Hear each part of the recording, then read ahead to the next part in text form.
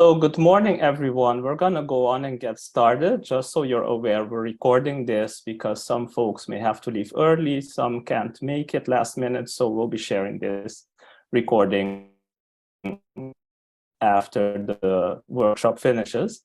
So I believe I know most of you on the call, but just in case, my name is Angelino Vicesa, Associate Professor of Economics at Spelman in Atlanta, Georgia.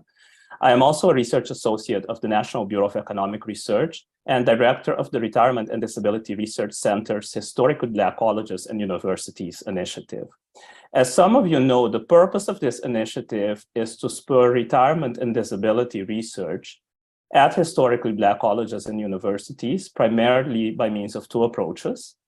First, by facilitating research funding from the Social Security Administration through the Retirement and Disability Research Center to historically Black colleges and universities. So for example, last year we funded several proposals through this mechanism, and at some point this spring, there will be another open and competitive call for proposals. Second, we do this by implementing a series of capacity building initiatives aimed at boosting research on retirement and disability policy at historically Black colleges and universities, both by faculty and students. So today we are formally kicking off this second component with a workshop on the Health and Retirement Study panel data set. And in fact, I too am very much looking forward to this because I've never worked with the HRS before, even though it's a very famous panel data set.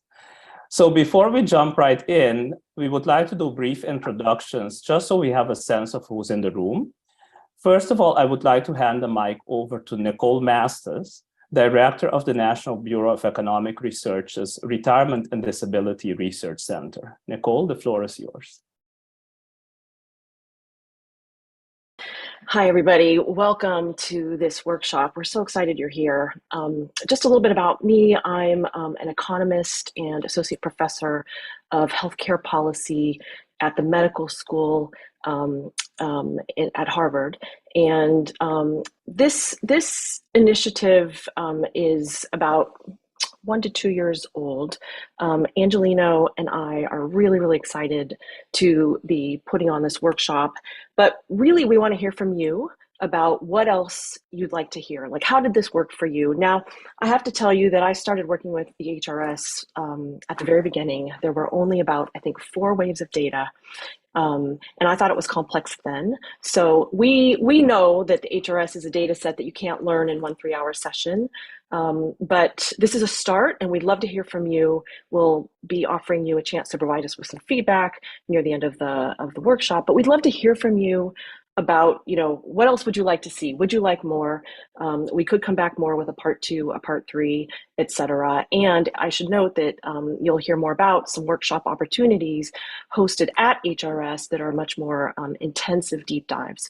So, and I should also say that it's not only the HRS that we could offer workshops and training on. There are other data sets as well. We have some ideas, but we just love to hear from you. So please, a warm welcome, and thank you so much for coming, and let us know what you think. Thank you. And wait, should I introduce Matt, or are you going to move? Yeah, hand it over. Yeah. Yeah. Well, let me just say that we're also really thrilled that the head of SSA's RDRC consortium is here with us today, Matt Messel, and he's just going to tell you a little bit about SSA's activities in this area and their interest in seeing initiatives like this.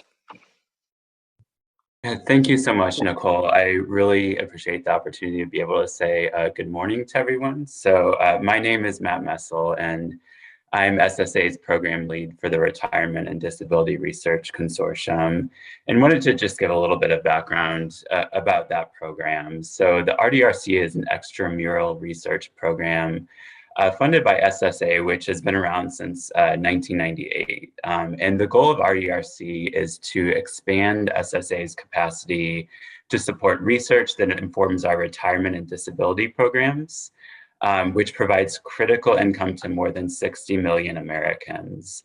Another goal is to equip the next generation of scholars through numerous training programs for undergraduate students, graduate students, and other researchers. So really, really glad that everyone's here today. And this year, we're supporting more than 60 research projects and training programs through the RDRC. And many of these research projects are being conducted by faculty based at historically Black colleges and universities, including Bowie State University, Spelman College, and Howard University, among others.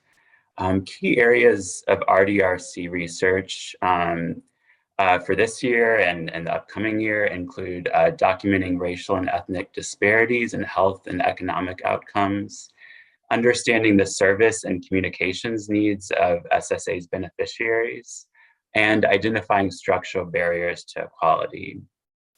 At SSA, we believe that research plays an important role in our efforts to identify and address the historical and systemic barriers people are facing.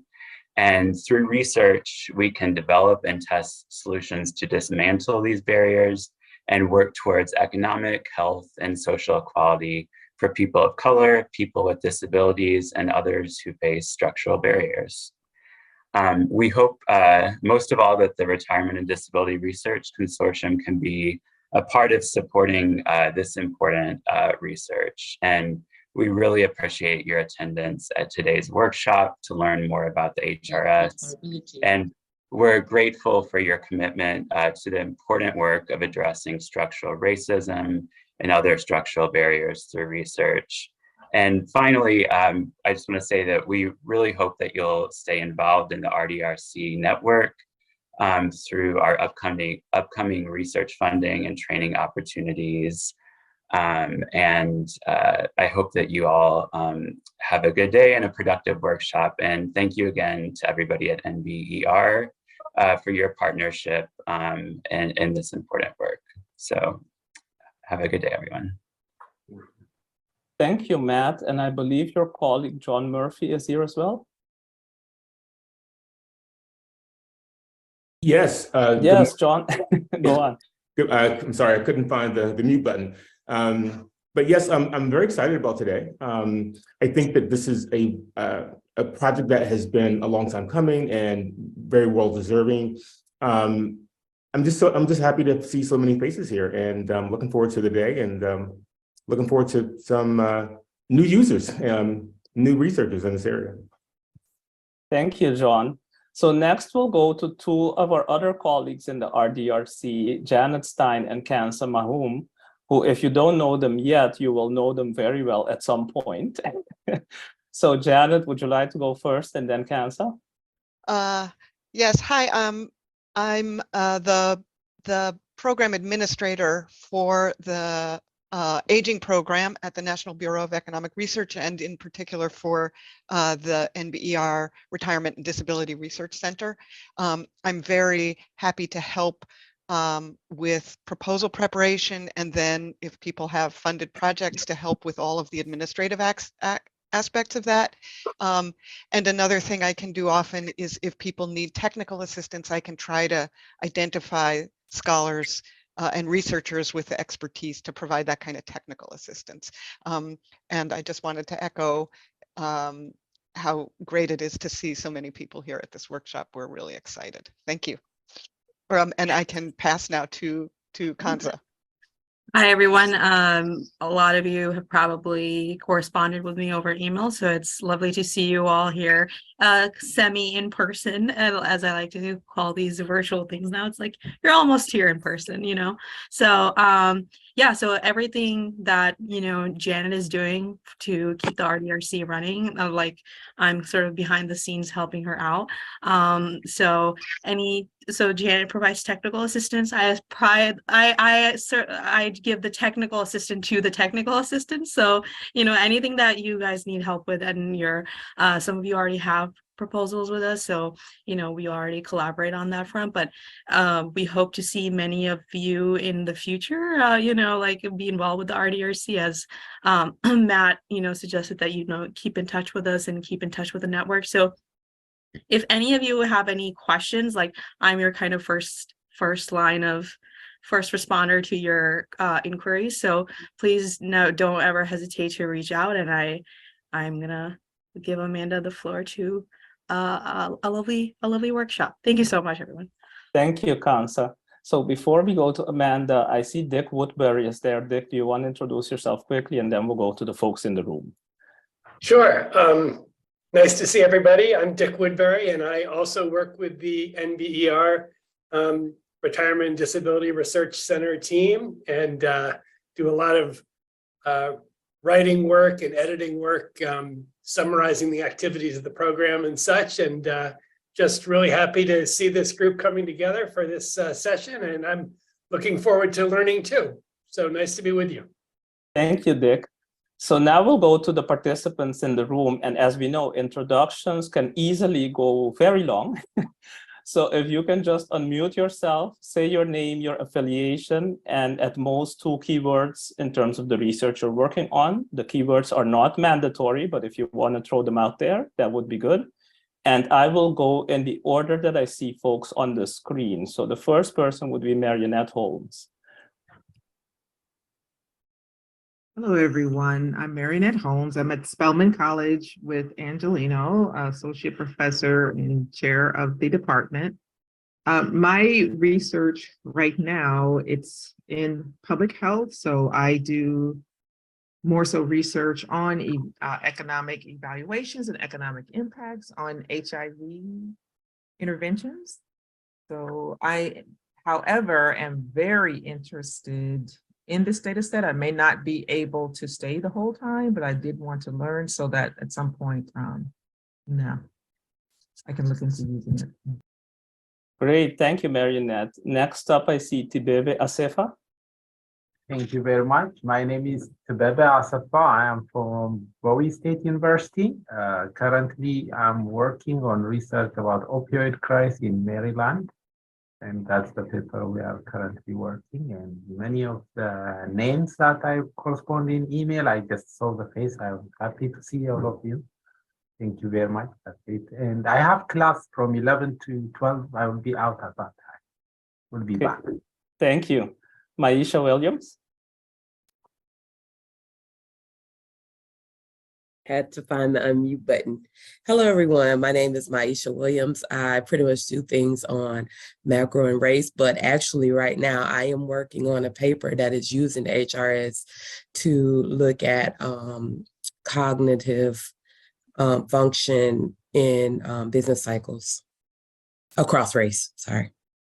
Thank you, Maisha. And Maisha is at Spelman with us also. Bethel Cole-Smith. Hello, everyone. My name is Bethel Cole-Smith. I'm a PhD candidate at Howard University.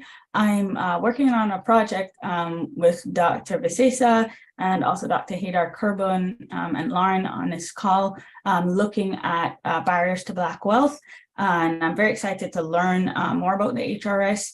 And it also, I think, would be helpful on another project I'm working on, looking at external shocks to the labor market and the differential adjustments. Thank you, Bethel. Isaac Marcelin. Hi, everybody. I am Isaac Marcelin. I am at the University of Maryland Eastern Shore. I have a research project on financial inclusion and the effects on retirement outcomes among the elderly population and whether it varies also by race and gender. This is where I am, and I am using the HRS data, which is really tough to get, and I am ready to learn more about it. Thank you. Thank you, Isaac. Javay Grooms. Good morning, everyone. My name is Javay Grooms. I'm an assistant professor at Howard University. I do some work with RDRCs, but my research area is health disparities, and as any true economist, I'm always willing to learn about more data, but I have not used the HRS before. Thank you, Javay. Dayo Oyeleye. Good morning, everyone. This is Dayo from Bowie State University. My research is focusing more on effective communication of retirement benefits to underserved community. Thank you, Dayo. Vincent Mangum.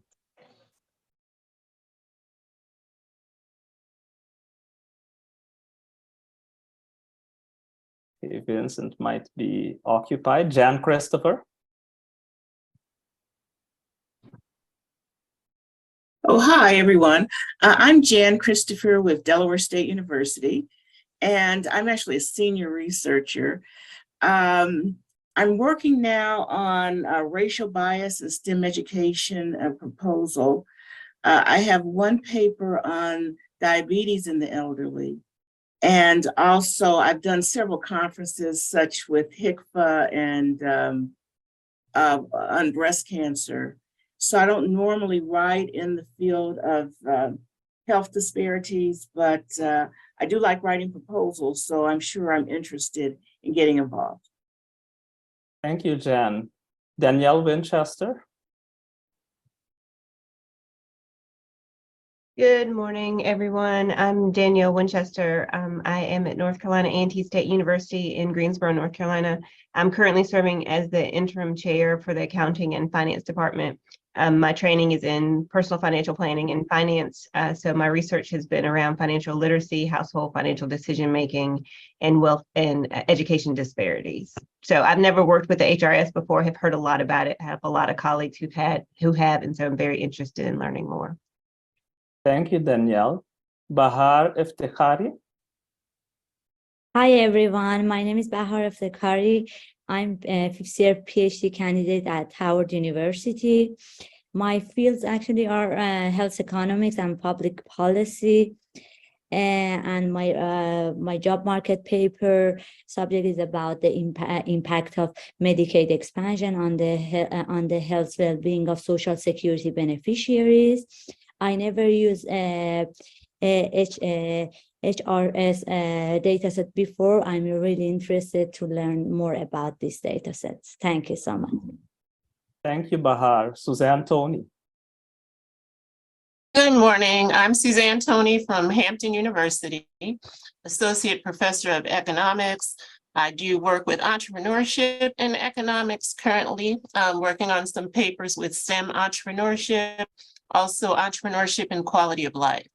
So I'm interested in seeing how I could possibly use the data. I have not used it before and excited to learn more. Thank you, Suzanne. Lauren Taylor. Hi, everyone. My name is Lauren Taylor. I'm a current master's student at Howard University and a Spelman College alum. I am working on a project with Dr. Rasesa and Dr. Kerbin. And although I haven't personally worked with the HRS data, I'm super excited to learn more about it. Thank you, Lauren. Linda Lubert.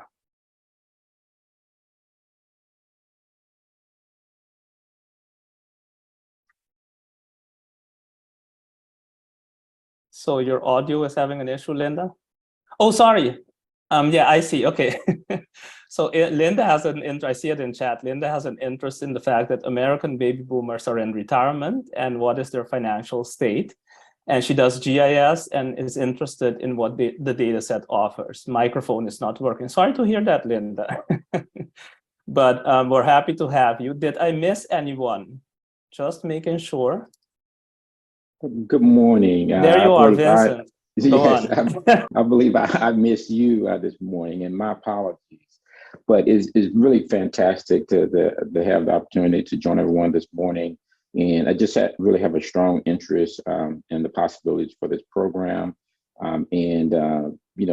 Research focus at this particular point is really on going from entrepreneurship to really thinking about opportunities in STEM entrepreneurship and additional on STEM training, increasing the capacity and volume for minority scholars to be involved in the STEM-related industry.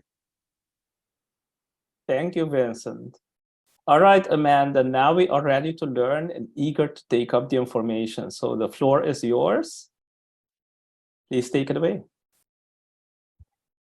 Well, I'm Amanda Soniga, and I am an associate research scientist in the Survey Research Center at the Institute for Social Research and part of the research faculty for the Health and Retirement Study. And one of the hats that I wear for the HRS is lead for data training and outreach about the data. So I'm very excited for this opportunity to meet with you and talk with you and really just give you, you have this appreciation already, I'm sure, but that it's a very large, very complex study. So the most we can do today is some tips and tricks for getting started.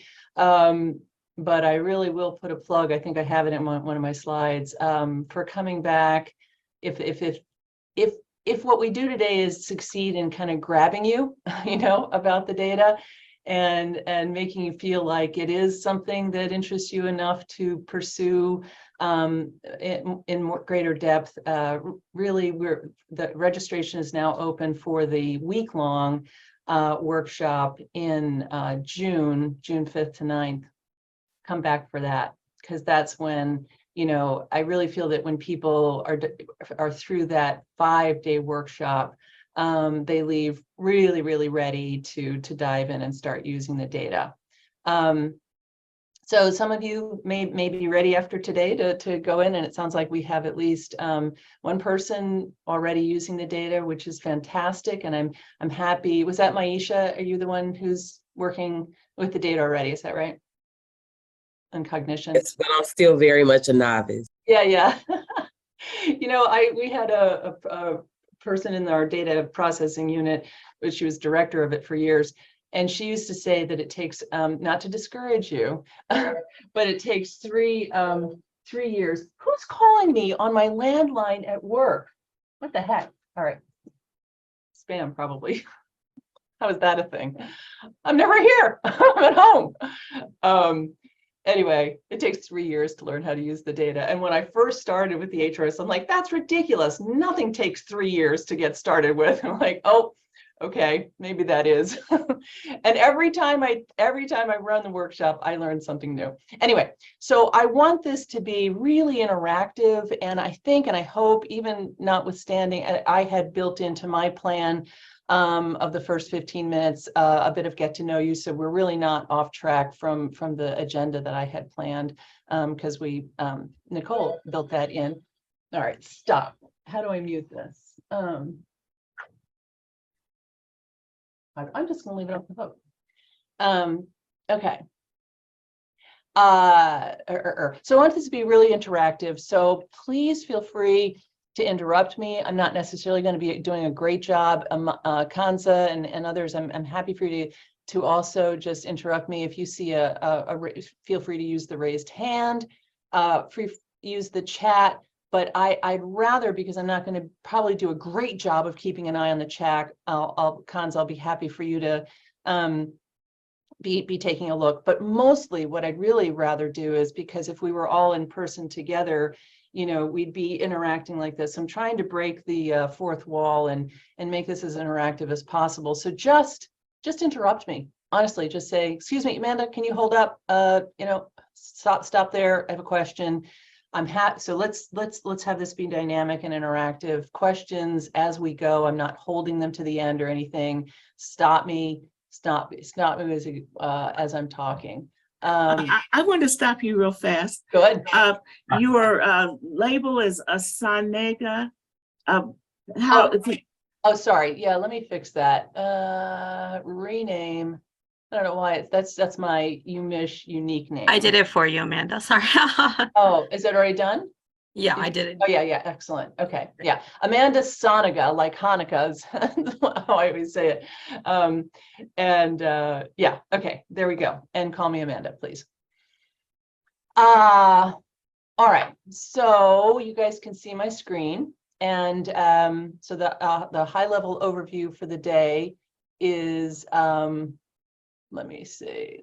I'm going to arrange things a little bit on my other screen for 1 second here. There we go. Okay.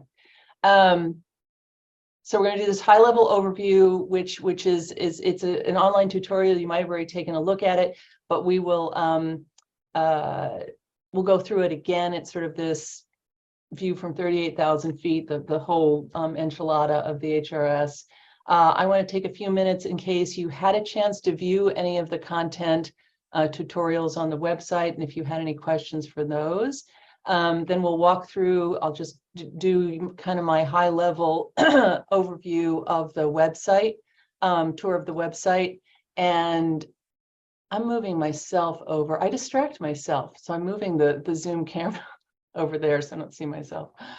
I do this a lot. So, okay. And then talking about registering and downloading the data. It's actually very straightforward. The registration process, thank goodness now, and downloading the data is, Nicole will, I think, attest to this. Nicole, I don't know if you have downloaded data in recent years, but compared to what it was in the early days, it's 1000% easier. But once you download the data, it's still complicated to work with. So then we're going to talk, I'd like to spend kind of the main chunk of the time talking about the RAND contributions. And I'm going to explain what those are because it's an on-ramp. It's an easier way to get started using this complex data set. And then I want to talk about how these RAND products relate to what I'm going to call HRS raw data. I think our in-house here at the SRC data processing unit probably is slightly opposed to calling it raw data because they do a lot of processing of it before it's put on our website. But they don't create variables. It's not, there's no constructed variables. There's plenty of missing data. They don't do anything about the missing data. RAND does a lot of that work for you, and I'm going to talk a little bit more about how that goes. So I want you to really understand that, but I want you to understand where they're getting the raw data to create the RAND products and what the connection is between those. We'll talk about the HRS, then this HRS raw data structure, and a little bit some cues about data management, how working with the data. I want to tell you a little bit about very key for this being an SSA sponsored project and for the interest in making applications for grants through the NRDRC to SSA. You'll want to know about applying for restricted data to get access to the Social Security administrative files. So yeah, you might want to keep the Dropbox open to peek in on the handouts. I'm going to be referencing some of those handouts in the presentation as we go, and then maybe keep a web browser open. There's going to be moments where I sort of I peek in on the website, and I'll be sharing my screen. But you know sometimes if I were you, I would like to just have the website open and be poking around myself as well. So we already took a moment to meet, so we can launch right in. Amanda? Yeah. If I might ask a question, and you might get to this when you talk about the RAND longitudinal file, is there a video tutorial for that? Not yet. Not, okay.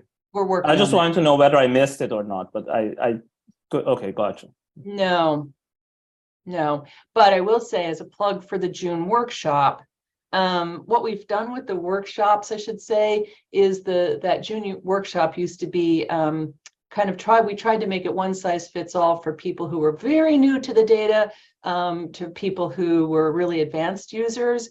And last year we just thought we're going to take the opportunity of being online to break it up. So we used to do one day with RAND. Now that June workshop, because it's focused, that June workshop is focused on people who are brand new to the data, real newbies. It's a completely introductory workshop. We spent 2 whole days just on RAND. Gotcha. Thanks. Yeah, it's super important. So that's why we do that now. But we are talking about, but RAND would be the one to produce that video primarily. So we're negotiating about that. Okay. So this, as I'll say at the end, this content, I gave you guys that cohort profile paper, which golly already needs updating, but is still a pretty good, high level overview. So a lot of what's in this presentation is also in that that cohort profile paper. But in any case, what interestingly enough, the HRS began by an act of Congress that there was foresight, in particular with the Social Security. I'll give you a little bit of interesting history. That the Social Security Administration had this retirement history survey, the RHS, that was coming to an end, and definitely the people at SSA had the foresight to say, well, we're going to continue to need data, particularly on this huge baby boom generation that's going to be moving into retirement, through the latter part of the 20th century and into the 21st century. And so they had the foresight to commission this, and so it began with an act of Congress.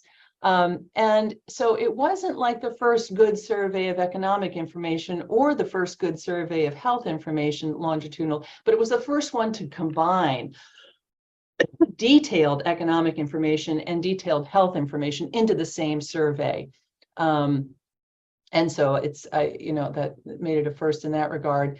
So in this long tenure, we were in the field for the first time in 1992. So it's been going now for 30 years. We've had three, began with Tom Juster, transitioned to Robert Willis, and now our current director is David Weir, and will be transitioning probably sometime in the next few years as well.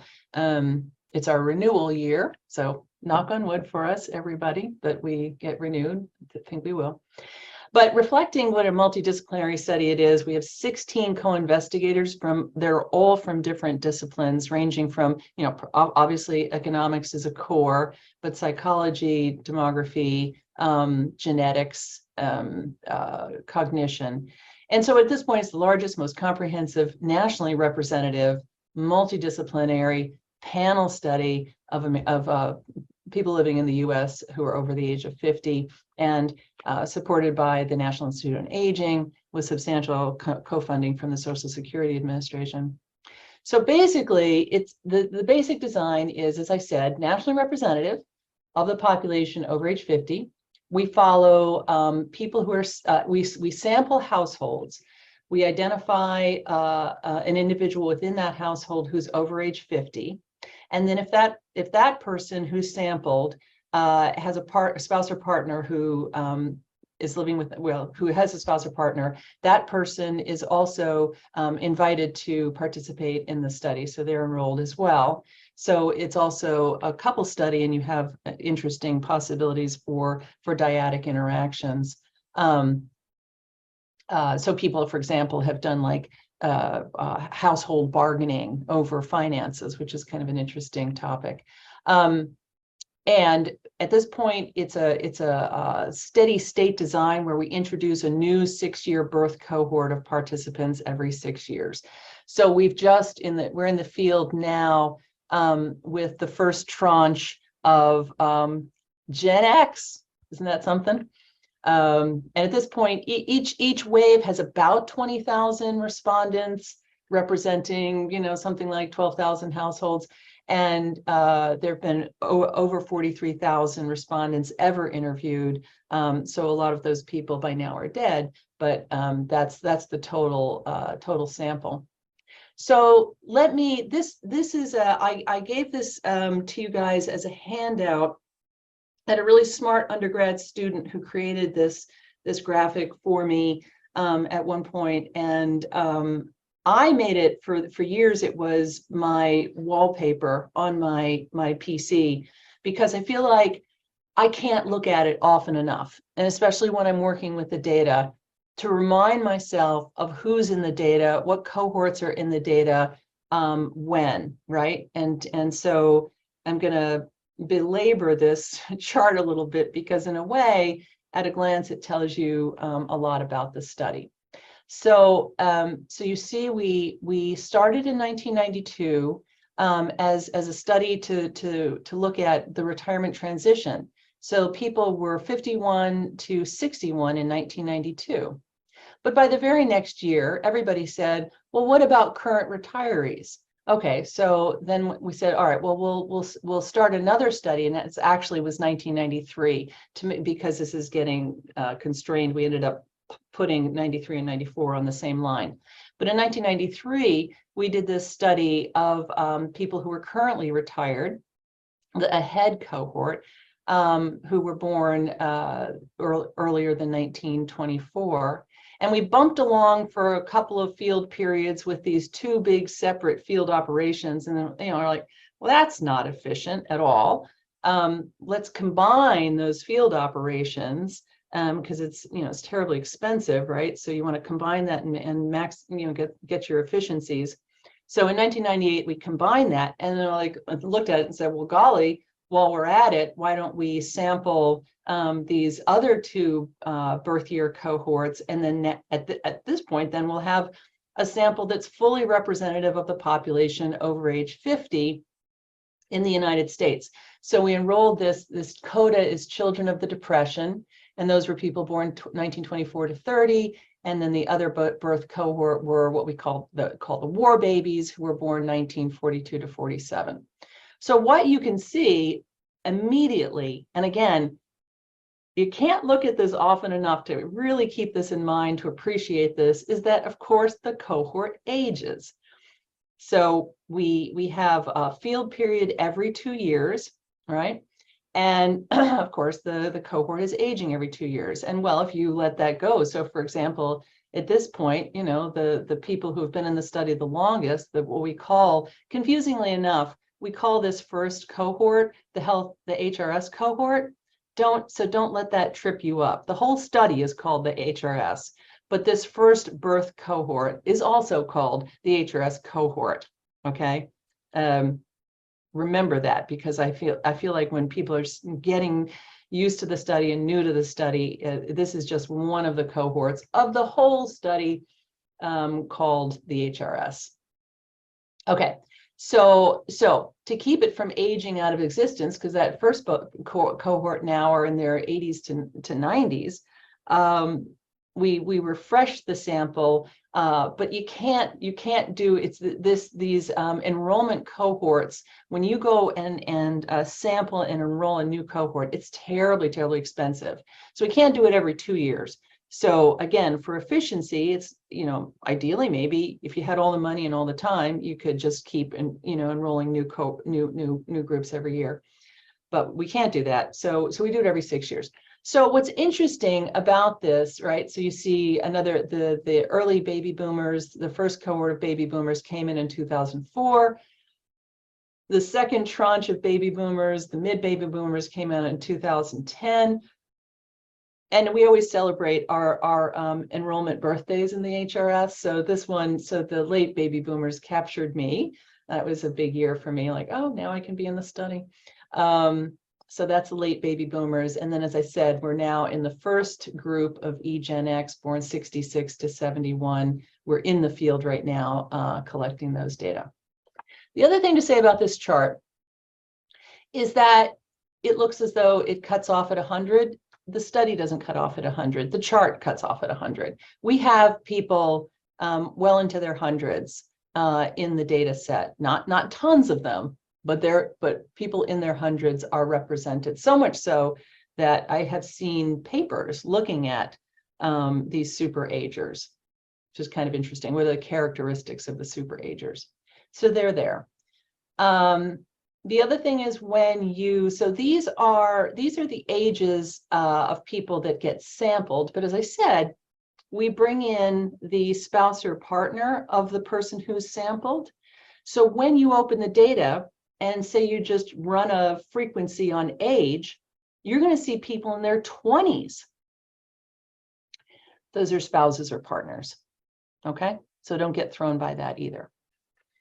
Any questions about this chart? It's super important. Amanda, do people often drop the younger spouses and partners from their analyses? Like, should we think of them as being kind of nationally representative, or? Yeah, they're not. They're not. So what you'll see is, and I'm not getting into this in this presentation today, but because we employ what's called a complex sample design, people end up getting weighted, and well, it's another whole topic. I don't want to get way off on that, but you get a weight that needs to be applied to the data if you want to make comments in your paper about the nationally representative nature of your findings. You need to apply the weight. What you'll see is that people who are not age eligible in that 51 and older range will have a 0 value on the weight, right? Means so that we're not even thinking about them as being nationally representative because we haven't sampled them to be. They've just come in, you know, as a artifact of being married to the person or partnered with the person who was sampled in the study. Does that make sense? So a lot of times people restrict their analysis to age range 51 and older. But the an interesting point about that, though, is that if you're doing longitudinal analysis, what's a thing that you notice about this chart is that over all of these years, every single year is not representative of the population over age 51. It's represented, so we say that all the time, it's representative of the population over age 51, but it's really just in these, these cohort enrollment years, right? The next year, the whole sample is 2 years older. And so if you're doing, my colleague Ryan McCammon is quite insistent that if you're doing longitudinal analyses, and you want to make comments about the national representativeness of the study, you should limit the sample to 55 plus. See? Because that's who you're guaranteed in a longitudinal analysis that if it's important to you to be making comments or a reference to the national representativeness, that's what longitudinally it's representative of the population over age 55. Amanda, I had a contextual question that isn't a chart per se, but do people get incentives for completing the HRS? Mm-hmm. So you get paid to be in the study? Yeah, I'll show you that when I do a tour of the website. We have a token incentive page that shows what it is. It's about $100. Okay, gotcha. Yeah. Okay, and then this is just to say that this is really obsolete because actually what's happened, so we used to have these very nice looking response rates.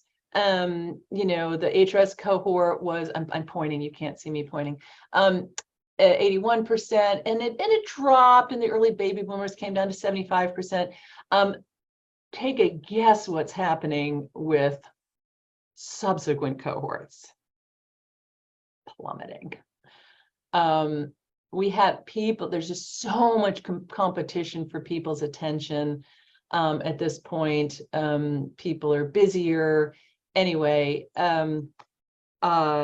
the enrollment cohort response rates are down. We have worked really hard and will continue to work hard, including, to your point, Angelino, incentive payments. You know, does it help to make it higher? Is there a point of diminishing returns and more money doesn't help? It will help with some people, not with others. Cutting the survey down will surely help. I was making a big argument for that the other day because it can be 3 hours long to complete the interview. It's too long. I'm gonna interrupt you real quick, Amanda. Did you take a look at the chat? Somebody is asking about what the abbreviation stands for, the WB, LBB, MBB, and EBB. Did you? Yeah. Yep. Okay. So yeah, sorry about that. Before we move on too quick. No, that's fine. I'll provide you, this is in that cohort profile paper, it'll spell it out, but HRS again is just the original cohort, we just call it the HRS. The next one is the war babies, WB is war babies. The next one is children of the depression, CODA, children of the depression. I don't know why it's DA, but that's what it is, CODA. Ahead was asset and health dynamics of the oldest old. I'm not sure how that always works out to ahead, but that's that. And then this is EBB is early baby boomers, MBB is mid baby boomers, LBB is late baby boomers. So we're going to have the same E, M, L for Gen X. It'll be E Gen X, M Gen X, and L Gen X. But we're getting ahead of ourselves. Okay, is that good? And yes, and Kanza, please do. I'm not keeping an eye on the chat, so break in when you see something in the chat. Okay, so the nice thing though is that, and this is true too, is these are what we call these response rates that go over time. So this is wave 1, wave 2, wave 3. So this would be like 92, 94, 96, 98, and so on and so forth. The panel response rates, like once you're in the study, we tend to keep you in the study, and that is just all kudos to really great interviewers who do a great job staying in touch with people.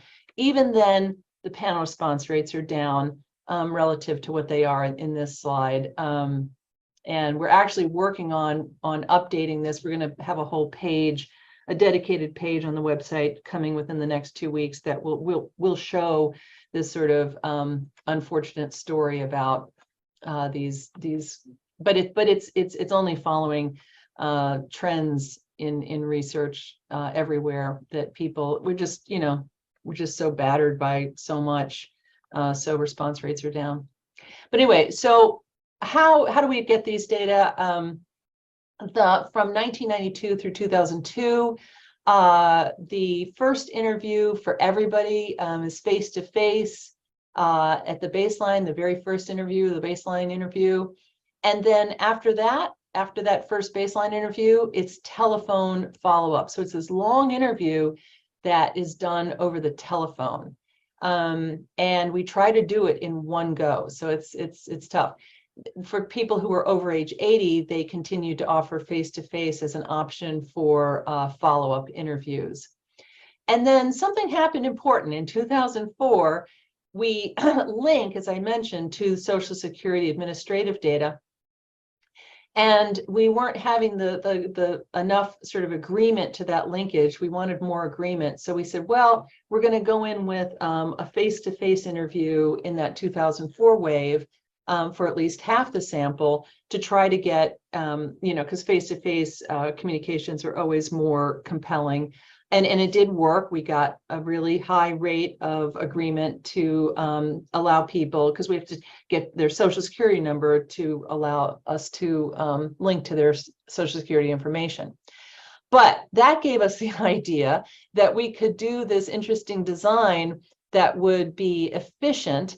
Again, because if you had all the money in the world, you would just do all of your interviews face-to-face all the time, but you don't have all the money in the world. So they came up with this design where a random half of the core sample would be randomly assigned to get a face-to-face follow-up interview. And as long as we were going to be face-to-face now in these follow-up interviews, we could also now start getting physical measures and biological measures.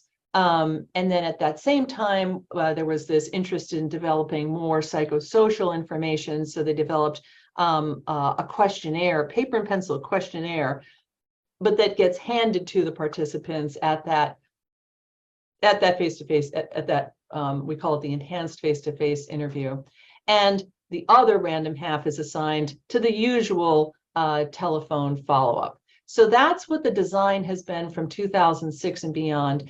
And I'll say to you that this is one of the more complicated things that trips people up about using the data. So I'm belaboring it a little bit, because it's really important to understand the design of what we call this enhanced face-to-face interview that is a follow-up interview. So, and then let me say too, when I'm talking about the core, I say the core to distinguish it, because and it's these waves, these even year waves are the core interview, and I'm distinguishing it because it's not enough. The 3-hour interview apparently is not enough. So we go in the so-called off years. The odd years, we go into the field with other surveys that are, most of them are mail out, again, self-administered paper and pencil questionnaires, to subsamples of this core sample. And all of that information can be linked to the core. But when I'm talking about the core, I'm talking about, you know, the 20,000 or so people that are sampled into the study, completing this 3-hour interview, either baseline in person or in their follow-up years, it's telephone. And then starting in 2006, half of this core sample was randomized to get the enhanced face-to-face interview, and the other half of that core sample got the usual telephone follow-up. And then it alternates years in this way. So 2006, imagine that A is half of that core sample, gets this enhanced interview, and I'm going to tell you what all we did in the enhanced interview in a minute, but I just want you to understand the design first. And then the other random half gets it in 2008. Then that first random half gets it, excuse me, oops, I didn't, okay. So that A sample gets it again in 2010, B gets it again in 2012, A gets it again in 2014. So the main thing to appreciate from this is that anything that's obtained in this enhanced interview, this enhanced face-to-face interview, the longitudinal information now on these folks is only available every 4 years, okay? But all of that core interview information is still available on the entire sample. It's just that the extra information we're getting from this enhanced face-to-face interview is now only available every 4 years. And I can talk to you, and I'll point you in the direction of where you, if you wanted to do some more thinking about how to use these data, I'll point you in the direction of a webinar that talks more about that. But in any case, you might ask yourself, well, here's one thing you could do about these falling response rates: offer people web survey, because, you know, people are maybe more likely to respond to that. So we have begun offering this core interview to people as a web option. And so far, honestly, it's interesting. It doesn't look like the response rates are all that much better. But we'll see. It's still a small-ish number that are getting it by web. Okay, so we have both respondent and household level data. That means that there's information that people are answering just for themselves about how they're feeling, and, you know, things that reference themselves personally. But then there's information that is about the household, that is a lot of the kind of thing that you folks will be interested in as economists. So in coupled household, well, so household level information is information about household income, household assets. And then there's family questions that are asked about the composition of the household, who's living in the household. Respondents answer the questions about themselves. If it's a single household, they answer the household level questions too. But if it's a coupled household, HRS designates what we call a financial respondent, who answers these economic questions, and we designate a family respondent who answers these questions about family composition. And I'll leave it to your imagination to guess who answers, particularly in the older cohorts, the income and the family information. Okay. Yeah, so when you say designate, you mean it's who feels most comfortable answering it. That's correct. And that's where you're going with that comment, yeah. Okay. That's right. Yeah, exactly. Okay. The other thing is that as people age and start to need some help with completing the survey, they want to stay in the study, they want to complete the survey, but they need some help. HRS will allow them to designate a proxy respondent. It's usually either their spouse or a child who's helping out, and it's really important. It keeps a lot of people in the study who would otherwise attrite, just because it was too difficult for them to continue to do. And I can point out to you, if you're interested in this and the conditions under which we select proxy respondents, I wrote a whole documentation piece about that that's on the website. I can show you guys. So Amanda, so sorry to interrupt Yeah, you. no, don't be sorry. I want you to do it. I'm glad you said that because that was the question that I have because I know that that's something that you can experience as people are getting older. They may start handing out their finances to their children.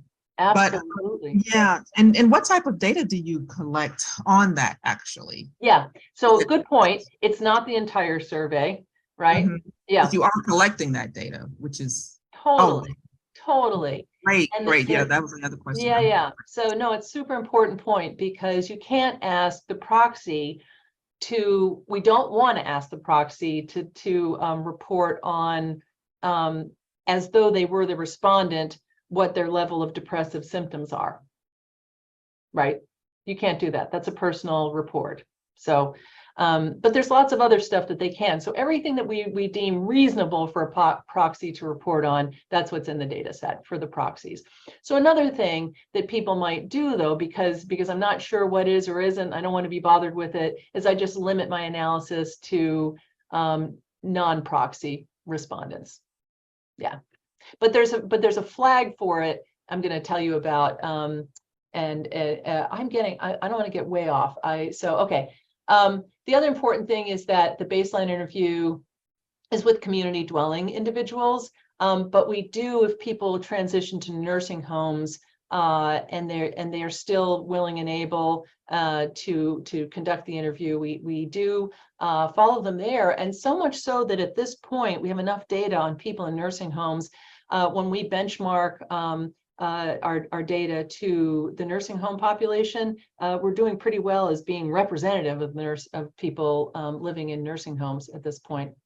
We also conduct, after people die, we conduct so-called exit interviews that are really interesting, tons of information on the disposition of assets in the final stages of life, whether people had a living will, whether it was honored. I mean, some really fascinating things in the exit interview, and I'm going to show you where to find that information as well. Okay, so I told you there's all these sort of different pieces, right? So I've been talking a lot about, and that design graphic is really, again, this core. It's this core survey that takes place every 2 years, 1.5, I don't know, it's really more like 2 to 3 hours at this point. It's the bulk of the data. The sample size ranges from 18 to 23,000. Okay, I could say more, but I'm going to stop. There's also, as part of the core, we do these experimental modules that are open. I want to let you know that it's open to the research community to propose to us experimental modules. So if you have a topic that's really interesting to you, we're done for 2024, but put it on your radar for the 2026 wave. That you could propose. If you, we've had people who are like, I'm interested in dog walking, the benefits of dog walking. So we have a module, 3-minute extra information about. So there's just some kind of cool different things that are there. It's a random 10th of the sample approximately. So it's generally about 1,500 to 1,800, something like that. But it's still nationally representative information on that topic. Okay, so I mentioned the enhanced face-to-face interview. I'm going to talk more about that in a second. We do these supplemental studies in the off years I mentioned. The sample sizes for those range from like 3,000 to 7,000, but they're always random sampled from that core, right? So even in the supplemental studies, you have the potential to, it can be nationally representative information. And all of what's in the supplemental obviously links to the information from the core as well. And then finally, the Social Security, or the administrative data, I'll tell you about the different kinds of linkages that again, anything that comes from these administrative linkages is you can connect to all these other pieces. So it's a lot of moving parts and different pieces, but they all link together. And that I'll tell you how we do that. So the core has, I won't read it off to you, but the major areas are health, and so all of these topic areas are represented in health services utilization, including a lot of information about insurance, detailed labor force participation, characteristics and job histories we have now. Obviously, a large portion of the survey is collecting income and wealth, and so many different questions about all the different sources of income and wealth, and why you're going to use RAND, and I'm going to tell you, is that they take that and aggregate it up into a nice little total income and total wealth variable for you. Information on family structure, extended family, transfers to and from children of time, money, housing. There's questions on subjective, what we call subjective probabilities. And one of them, interestingly enough, is how likely do you think it's going to be that Social Security will be around for you when you retire? And it's like 0 to 100%. Okay, and then we have those experimental modules. Okay, so here's in the enhanced face-to-face interview, we've got these physical measures, literally grip strength. It's a super interesting variable because it's very predictive of mortality, is your grip strength. They time the walk, blow into a thing to get lung function. They have balance, literally the interviewer is able to stand there and do these physical tests. They measure height and weight, they measure waist circumference, and then they take blood pressure. So those are the physical measures that we're getting. And then now we also take saliva to get genetic information. And there's a really wide range now of products that are really easy for researchers, not easy, more straightforward for researchers to use, like telomere length, candidate genes, polygenic risk scores, and now genetic clocks these genetic clocks are a measure of epigenetic aging. So anyway, I won't get off on that. We used to do these thumbstick biomark to get blood-based biomarkers like cholesterol, HbA1c. Now we get it through venous blood. So it opened up, and we have a really extensive list of biomarkers now that you can get from the venous blood. And then the psychosocial, as I said, it's called the leave behind because we leave this questionnaire behind in the interview, and then the participants mail it back to the program offices. I'm going to kind of skip over the supplemental studies. We can, and if we have questions, we can talk more at length, but these are the studies that are in the off years. You can see they're the odd years, right? And so the consumption activities mail survey is the only, it's the only mail survey in the off years that's itself longitudinal. So it's a biennial longitudinal survey. Very interesting spending, how you spend your time and money. And so really of interest, I think, to economists, because there's so many interesting questions about what happens with people's spending and activities as they transition through retirement. With the life history mail survey, that gets a lot of information about people before the age of 50. So childhood through young adulthood. There's a lot of cool information in here now that we didn't know before. So and it's not longitudinal. It's just that we rolled it out in 3 different field periods. So it's actually aggregated into one big data file for 2015 and 17. 2019 is still coming. We did a big survey in 2021 in the off year that got a lot more information on people's experience. But I just wanted to highlight those to you. Okay. Okay. The administrative, and why I'm going to spend some time at the end of our time together talking about the administrative linkages in particular is because this is where you're going to get at the individual level, a match to people's Social Security earnings and benefits files. Through a much more detailed and difficult process, you can also get linkage to Medicare and Medicaid claims. Very interesting data, but it's a year of your life, honestly. Worth it if it's your topic area to get access to the Medicare and Medicaid claims data. Linkage for people who are veterans to records from the Veterans Administration. So that's very cool. And then we have these contextual data. I'm going to wait and show you those. But it's all kinds of interesting information that links to administrative sources of, say, air pollution, USDA food map, crime reporting. So it's mapped. It says, where do you live as an individual, but it's the context of the area you're living in. That's what these administrative data are doing for us. Very interesting, very cool data.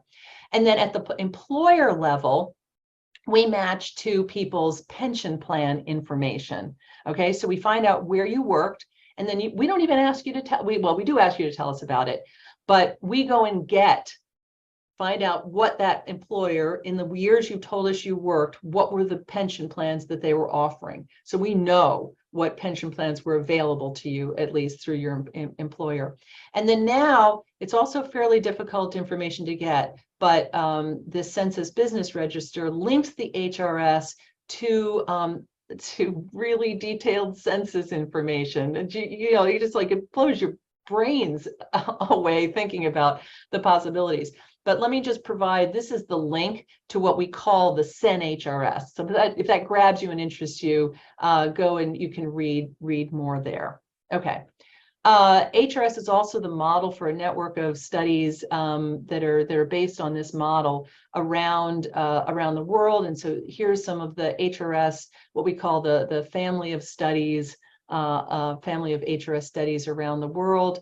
I'll show you where to. So this map just sort of shows where they are. Our colleagues at the University of Southern California have a project that you can access through this link, g2aging.org, where they make it, they work very hard to facilitate cross-national comparisons. So if you want to take HRS as the green, and then here's all the other studies that have that are harmonized.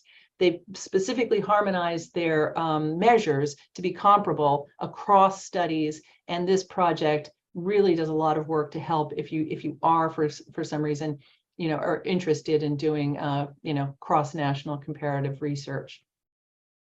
Okay, so support and outreach. We have a tremendous help desk, and I cannot urge you enough as you're getting started using these data and you dive in.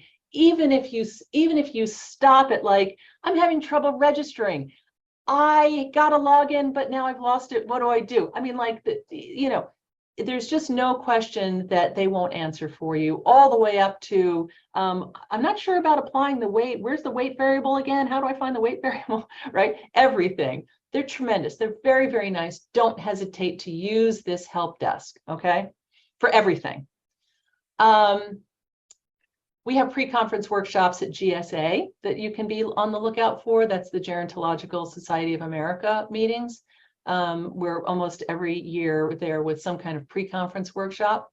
And then here's your introductory. Really urge you, again, if this course grabs you, really urge you to sign up for that. You guys took a look at some of the, maybe you saw where the online tutorials, and really good news for you if you're going to use the data is that I'm very close, knocking on the door at getting out a getting started guide that is really going to take a lot of the information from this introductory online tutorial workshop, and it'll be there for the autodidacts, for the people that feel they can do it for themselves.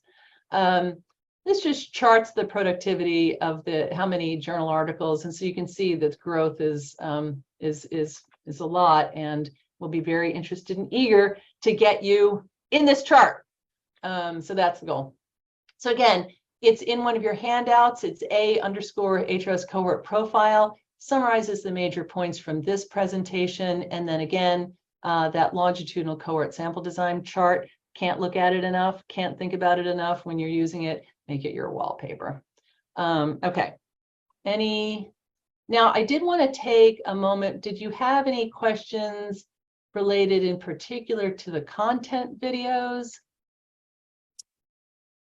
I had this is a bit of a specific question. So in terms of the geographic data, yeah, I'm very interested in like the county level, but I know that you say it's, you know, it's in the restricted data. It doesn't seem like there's any much geographical information in like the public data, Correct. how long would it take to be able to get that kind of data? Easy. Easy Squeezy. Yep. Okay. We're gonna do that at the end. And yes, there's certainly no, you can appreciate that there's nothing in the public data that would in any way risk confidentiality, disclosure. So that's all in this enclave. It's literally a brick and mortar. It's a place here in this building in the basement that has, and you're going to log in through a virtual desktop to a workstation in the basement here that's going to allow you to access those data, and 2 weeks tops for your application. I'm going to tell you the secrets to getting it. So okay, and that's where you get all good that news. Aren't you glad you came today? You get the Yeah, I was expecting like a much worse answer than that. That's good. Times have changed too. Oh, Times have no. really changed. Yeah, Boy, I wish it was My like mind is that. blown. and she will attest that that this is like, it was bloody. I mean, it was awful in the old days and could take a year getting access. And now, thank God, it's super easy. I have been trying for 4 months. For 4 months? Mhm. Recently? As of today. That's not right. We'll get to the bottom of that. Now I will say there was like some more limited coverage of the RDA application process over the holidays, but there's something wrong there. We'll work on that. Where are we with our agenda? I'm kind of off on Conzo. Can you help me out with that too? I don't want to So miss. I think we were due for a break in like 3 minutes. Yeah. Yes. So Do we want to Right? go ahead? Yeah. Let's do a break, and then everybody take a break, and we'll come back, and we're gonna hit it hard with the RAND. That will be what we'll do as soon as we get back. So 15 minutes. 15? I think that's what we Is were that too much, scheduled. or I don't. Does everybody want 15 or? What are people's thoughts? I mean, I'm fine with 10 too, or whatever. Maybe 15 is fine. 15 is fine. Okay, let's do 15. So all right, we'll just round it out and say we'll be back at 11:30. Sounds good. Okay.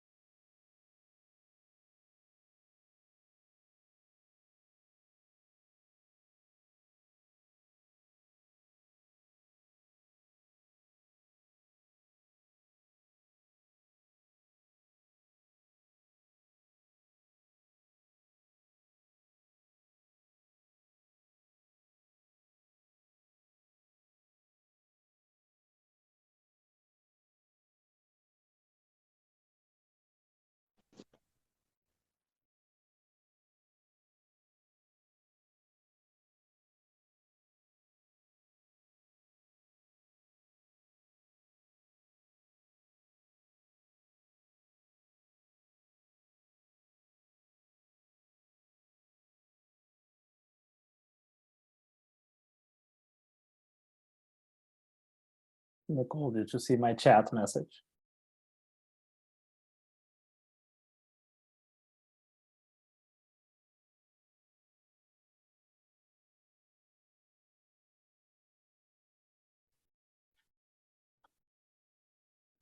Hold on a second. I'm sorry, this number that was calling me was a person that was using the reporting somebody using the HRS as part of a scam. You know what? I'm sorry, can I call you back in a little bit later? I have to go now, but I'll call you back. All right, thanks a lot. Bye-bye. Yeah, awful. Interesting. Yeah, no, she was, I wonder, because she called again. I'm like, okay, this is insistent. It's the same number 3 times. And they were trying to get her W-9 and they were using the health and retirement study. So then she looked up the study and got my name and my phone number. But I told her, I was like, oh no, that's a scam, just delete it. But then I was like, you know what, let me have some more information, because I don't, if that's what's happening, I think I'll alert our IT as well. Correct, yeah, exactly. So they can look into it further. Yeah. Okay, so I apologize. I actually, what's up next is a little bit of a tour of the website. So let's reconvene and do that. And okay, here we go. So this is actually, we're redesigning the website. So this is what we call a portal page that was meant to redirect study participants. Are you guys seeing the website? Am I sharing the screen? Okay. This is going away, and we're only just going to have the researcher site. It's not working to redirect the study participants. So we're redesigning this main page. You'll see, and there'll be a button for study participants on the main researcher page. But in any case, but content-wise, it's going to be very much the same. It's just going to look different within the next couple of weeks. But let me actually, while we're here, I kind of wanted to just show you something, because I spent a lot of time working on it. So the new researcher website is going to look a little bit more like this participant website. Sorry, Eddie, can you mute yourself? So this is the web page for the study participants, and we spent a lot of time creating a data book that was sent to the web participants. But honestly, it's also kind of a nice way to take a look. And this is baby David. This David will not get a new picture of himself. This is like, Nicole, this is David when he's like 43. You know, he's 68 now. It's like, I said to David, it's not fair in a study of aging not to allow yourself to age. Yeah, but anyway. It's like, what? Yeah, what? I never even see him looking like that. I know. But anyway, this is kind of a cool summary. I mean, I wrote it, so actually I think it's cool. But it's like at a glance, and it's a very easy way to take a look at some recent findings from the study. So anyway, it's meant for participants, but I'll be honest with you, it's kind of just good for anybody. Okay, so that's on the participant website, and but we're researchers, so we're concerning ourselves with mainly things on research. Okay, so in the about page, these are all the co-investigators that I mentioned, but the big thing I wanted to show you here was under partnerships and collaborations. If you were interested in this international family of study, we have again under about partnerships, we link to that website it's called the Gateway to Global Aging, and then also these are the websites for all of the studies that are HRS type studies. So if they have a website, it's linked here.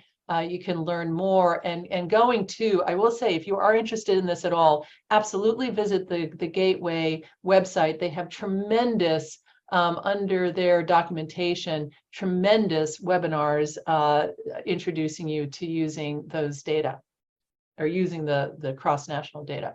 Okay, so that was again under about and partnerships. That's about all I wanted to say there. That you should, you know, if you're if you haven't already, here's where you can join down in the bottom here. You can join our mailing list, so you'll get a notification. We send out a user newsletter quarterly. We're about to send one out that will have information about registering for that June workshop. So, and then this also, you can also have the option to sign up to get announcements about new data products. And those are linked here on the page, but it's a nice way to just kind of get pinged, once a quarter about what's happening with the HRS. Okay, so yeah, so here it's news, data announcements, and the news and events are over here, and you can see the workshop has already been announced, and we'll put it in the newsletter. Okay. But so here's the main, this is the hub, right, of the study where you can access everything. And I just wanted to walk you through some basics here. There's a lot going on. It's a large and complex study. So it's a large and complex website. So I'm just going to point out some highlights for you. And I guess I'd like to start with questionnaires. So what's kind of nice about this page as well is that it also in some ways sort of represents the study itself. It goes current time, back in time, but it shows you, so these are all the waves of core data, right, that we talked about. And then these are all the different topic areas that are covered in that core survey. So it's a lot, as you can see. And it's broken up into these sections or modules, right, that are labeled with letters. And what you can kind of see at a glance is that these letters have changed over time. Mostly everything settled in by about 2000 to being what it is currently. The early days, I was just talking with one of our data processors. He's like, God, we just didn't know what we were doing in the early days. I'm like, we kind of did, but we found better ways to do things. And so life sort of settled into a routine beginning about 2000. So that's when the module names letter that depicts that module or represents that module settled into being the thing.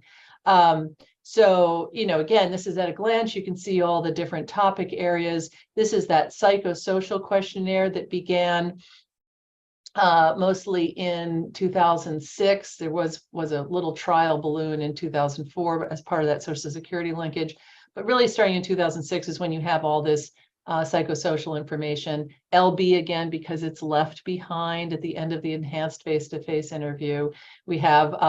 We got information that was part of the core. In addition to that extra mailer in 2021, as part of the 2020 wave, we added COVID information. Here's these experimental modules I was telling you about on various topics.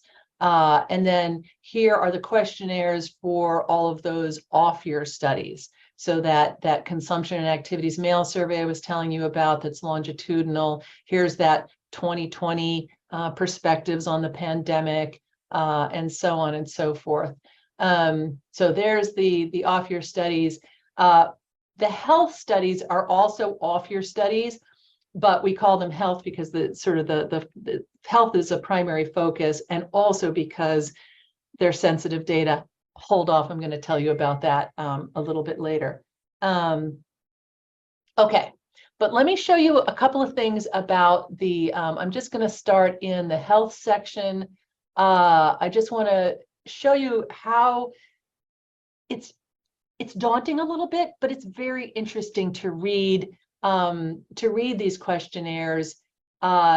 Here's how you can find out from the questionnaire what the exit interview information is. It's in fuchsia, okay? The fuchsia tells you what information is part of the exit interview.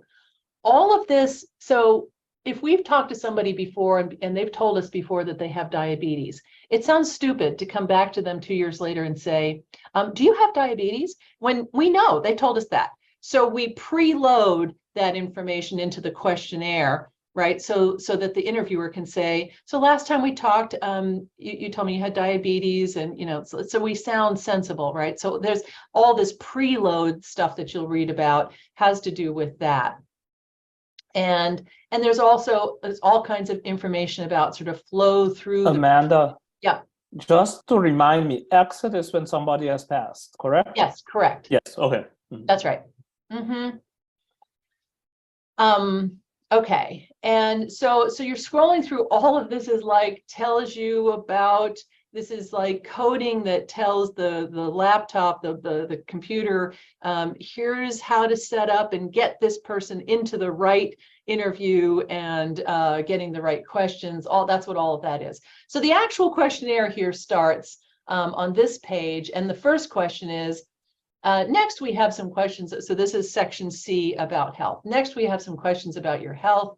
Would you say your health is excellent, very good, very poor? It's got a code frame of 1, 2, 3, 4, 5, don't know, or that. Okay, and it's interesting.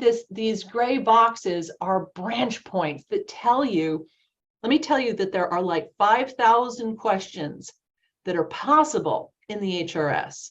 The average respondent answers about 500, about a tenth of them, right? Okay, so what that tells you is there's a huge amount of branching through the questionnaire, right? And so any given question that you look at, like this self-reported health, everybody gets asked that. So when we're going to look in a minute at the distribution, you're going to see that most everybody answers that question. But I'm going to branch out to some other things that are going to take me into where I might only have 2 out of the thousands of people that answer the survey. I might get to a question that actually only 200 people got answered. Okay, so be on the lookout for that when you're seeing frequencies and you see an oddly small number of participants. The questionnaire is your place to go and look and read the branch points and to be able to understand how did somebody get from here to here to here to here. And if you do that and you still don't understand it and you really want to know, email the help desk. They're fantastic at getting you through the questionnaire. Okay. Let's say, okay, I think I've said everything I wanted to say about that, questionnaires. The other thing that's just really neat and useful is the code books. So we report frequencies, just raw frequencies on all the variables for all of this data. So anything you click in on, it's here. We haven't released, obviously we're in the field with 2022, so it's not out yet. We have an early version of 2020 is out. Let me click on that. Okay, and then you see all these sections, the modules, all the different content modules are listed out separately here, okay? I mean, honestly, when the person's doing their questionnaire, they're just flowing through all of this. But to chunk it up sensibly for researchers, we put it in the content areas, okay? So let's go into physical health again. And we're going to talk in a little bit here about HHID and PN. Those are the ID variables that allow us to connect all of this data across the different pieces of the study. But let's go ahead and find the C001 was that self-rated health. And so I clicked over here, right? That's a hyperlink that then pulls up the code book for that variable in this wave. R, as I'll tell you in a little bit, will indicate that it's 2020. Hold on, we'll come back to that. Okay, but then so at a glance, I can see how many people answered which of these questions. Well, it's very, very useful for knowing what the sample size is for some particular thing that you're interested in studying, just at a glance. Before, I didn't have to download any data. I didn't have to register. I'm not registered. I've never done anything with this study before. Everybody can come and get a look at the code book. So that's pretty neat. That's a pretty nice way to be able to start getting a handle on the data. And does it have topics that you're interested in? So let me just point out to you too, if I go Control F, right? So I get a little search window up here. It's also, this code book is also searchable, right? So I can go high blood pressure and look at, it's finding high blood pressure for me. And it looks like there's 14 instances of high blood pressure. So I'm going to find, so that's one way to search content for yourself. Okay, so code book, super, super useful, and you know, for us nerds, ton of fun too, right? Okay, the other thing I want to point out again, we're working in documentation here, questionnaires, code books, data descriptions. Okay, I really cannot emphasize enough to you the value of, for any data product that you're going to use, to at least give a glance at the data description. It's just chock full of all kinds of useful and interesting information.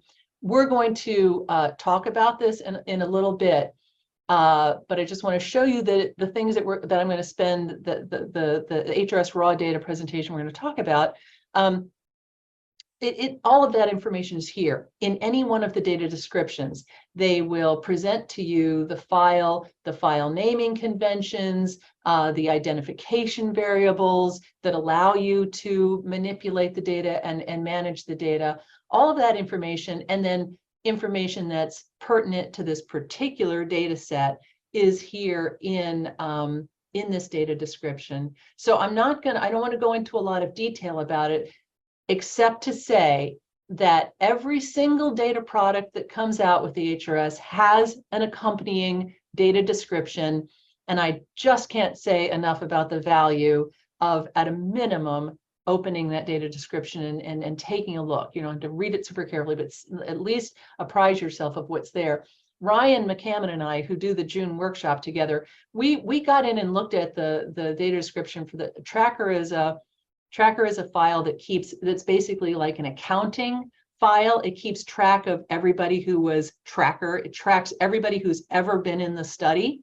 It also has a lot of important flag variables that tell you people were assigned to get this sub-study or that sub-study. So it's an administrative type of file, but by God, does it have interesting, the data description for tracker is chock full of interesting information. Yeah, here's the description of the cohorts that I just told you about. In any case, don't skip over the data description. Take a moment to peek in on the data descriptions, especially that one for tracker. I'm going to come back to tracker.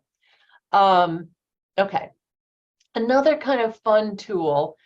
You can while away a whole afternoon with the concordance. So again, I'm under documentation. We've done questionnaires, code books, data descriptions. Now I'm at question concordance. This is a really neat, it's not complete. It doesn't cover absolutely everything that's in the survey, so don't trust it 100%. But if you're interested in, what's a good thing? Oh, exercise. I'm going to do exercise because it's interesting how to show you its limits. So I go exercise and search, and that's going to come up. Oh, no, this is good. Okay, they fixed that. Exercise, and it's going to show me all of the information on, as it turns out, physical activity is what you used to really have to say, but I think yeah, here's some questions about exercise. Okay, so then it's going to return for me all of the waves and all of the variable names that relate to exercise. Okay, now if I said, look, I don't care about exercise in all these early years, I only want to hear about it recently, so I'm going to ask for exercise from 2016 and 2018. Now I'm going to get just the information from 16 and 18 that relates to exercise. Okay, so it's just a neat tool, and if I unclick that and I say, okay, here's this question that says, how often do you participate in light physical activities such as walking, dancing, gardening, and so on? It actually Amanda, yeah. Just so you know, you have a question from Maisha. You said it used to say physical activity. Did they change that? No, I'm sorry. It was exercise didn't used to work as a keyword for this. And because the questions mostly said, how often do you participate in physical activity? So you used to have to search on physical activity, but I think they fixed it. But does exercise pick up physical activity? And it does now. Okay. Yeah. Yep. which is good because that's in the preamble to the question. So they fixed it so that obviously you can pick it up there. There's not a ton about physical activity, unfortunately. It's these three, light, medium, vigorous. But anyway, there it is.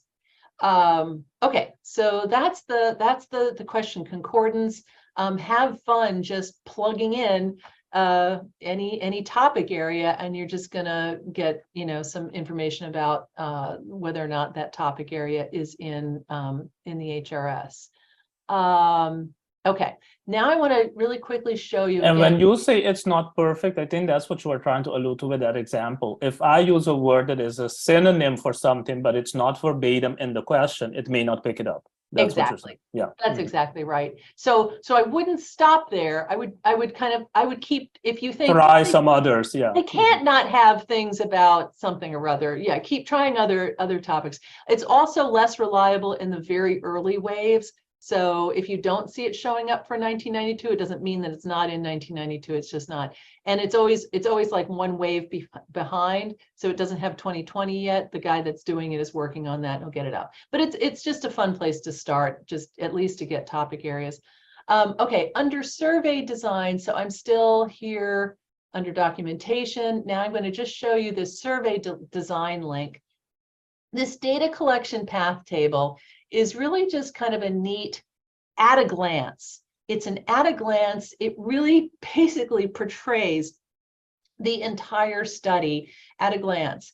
It's a nice key to a lot of these acronyms that we've been throwing around. So take a look at that.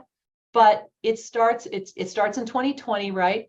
And these are buttons that take you to the data that are available across the core, the biennial core, these off-year studies, right, that I was talking about.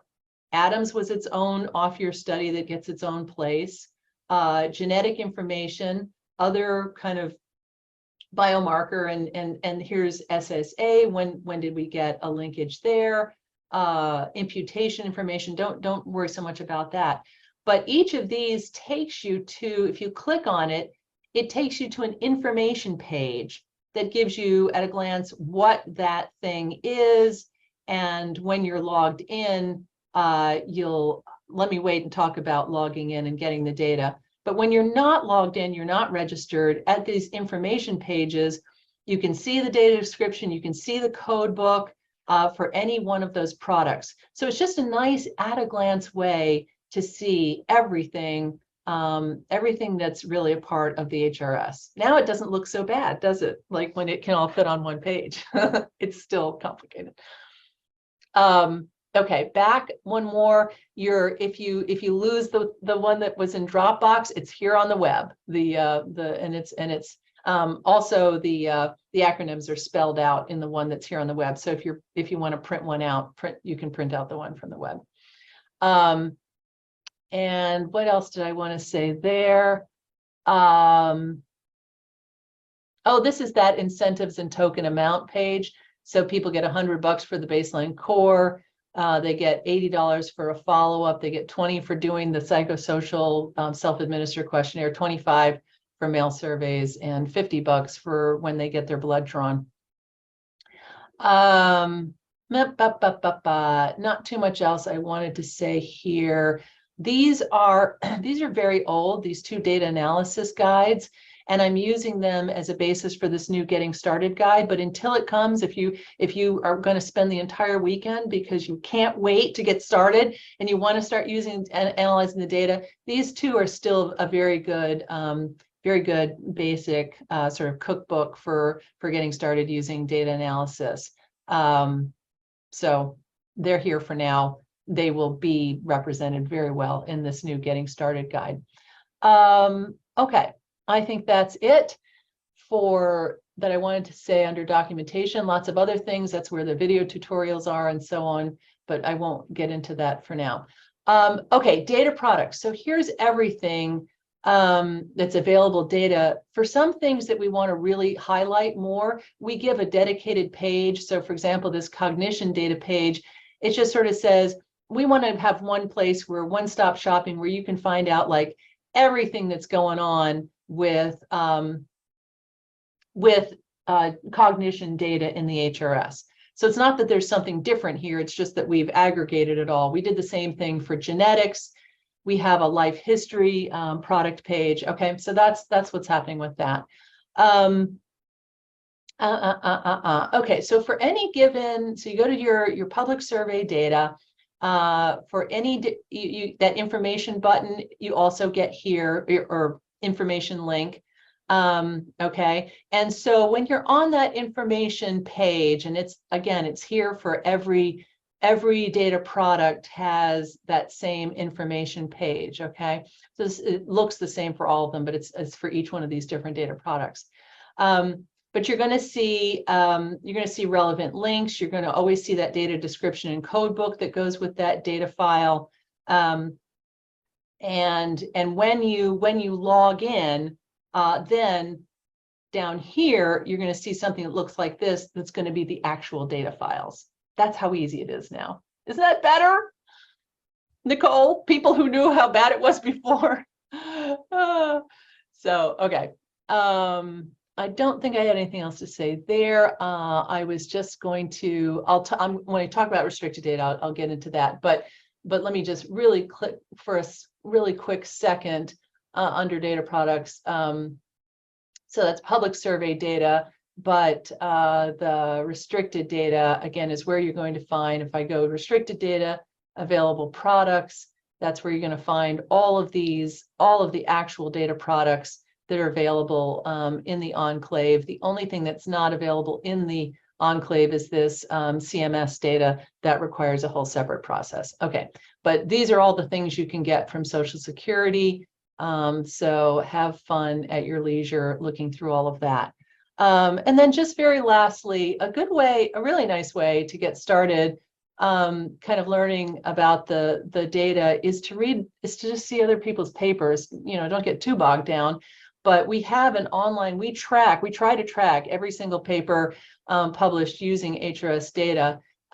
So we have this online bibliography, searchable bibliography. So it's a ton of fun. You can search by search term. Let's just do exercise again. But again, I would try, don't limit, look at that. It came up with physical activity. That's good. So it's going to return for me publications on that topic area. You can see that it returned 91. So that sounds, I think, oh, I might try physical activity, might get me a little bit more than just 91. Seems like there ought to be more than that. But you can see that at this point, there's 9,193 publications in the bibliography. So it's a lot to search, but it's a really cool way to get started. You can get the PubMed link for the paper here as well. So click down here and see all the goodies that you can get. If you want to create a bibliography, you can do that using these links as well. Okay, so that's fun, and I think that's about all I wanted to say there. Amanda, access to sensitive and restricted data are the same thing, correct? I know the data are not the same, but the process. No. Yep. Oh. Let's. I'm going to say that now because I won't have time to come back to it. No, since there are three categories, there's three categories of data. Whoops, wait a minute. I didn't want to do that. I wanted to go here. Okay, there's three categories, public, restricted, and sensitive. And this is kind of misleading. We didn't want to have to go to 4 columns. Restricted and sensitive are distinct. The sensitive data products are basically biomarker and health data. They're not restricted, that you can't really identify an individual from them, but they contain sensitive enough information about individuals that we require just an extra step to get them. So when you're clicked on biomarker and sensitive health data, all you have to do is go to this sensitive health data order form. And it's literally just this data use agreement that you sign and submit. Done.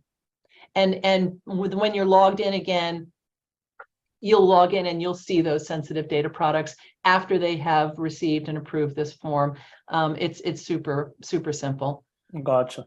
So don't be daunted about that. Sensitive health data, just this order form. Okay.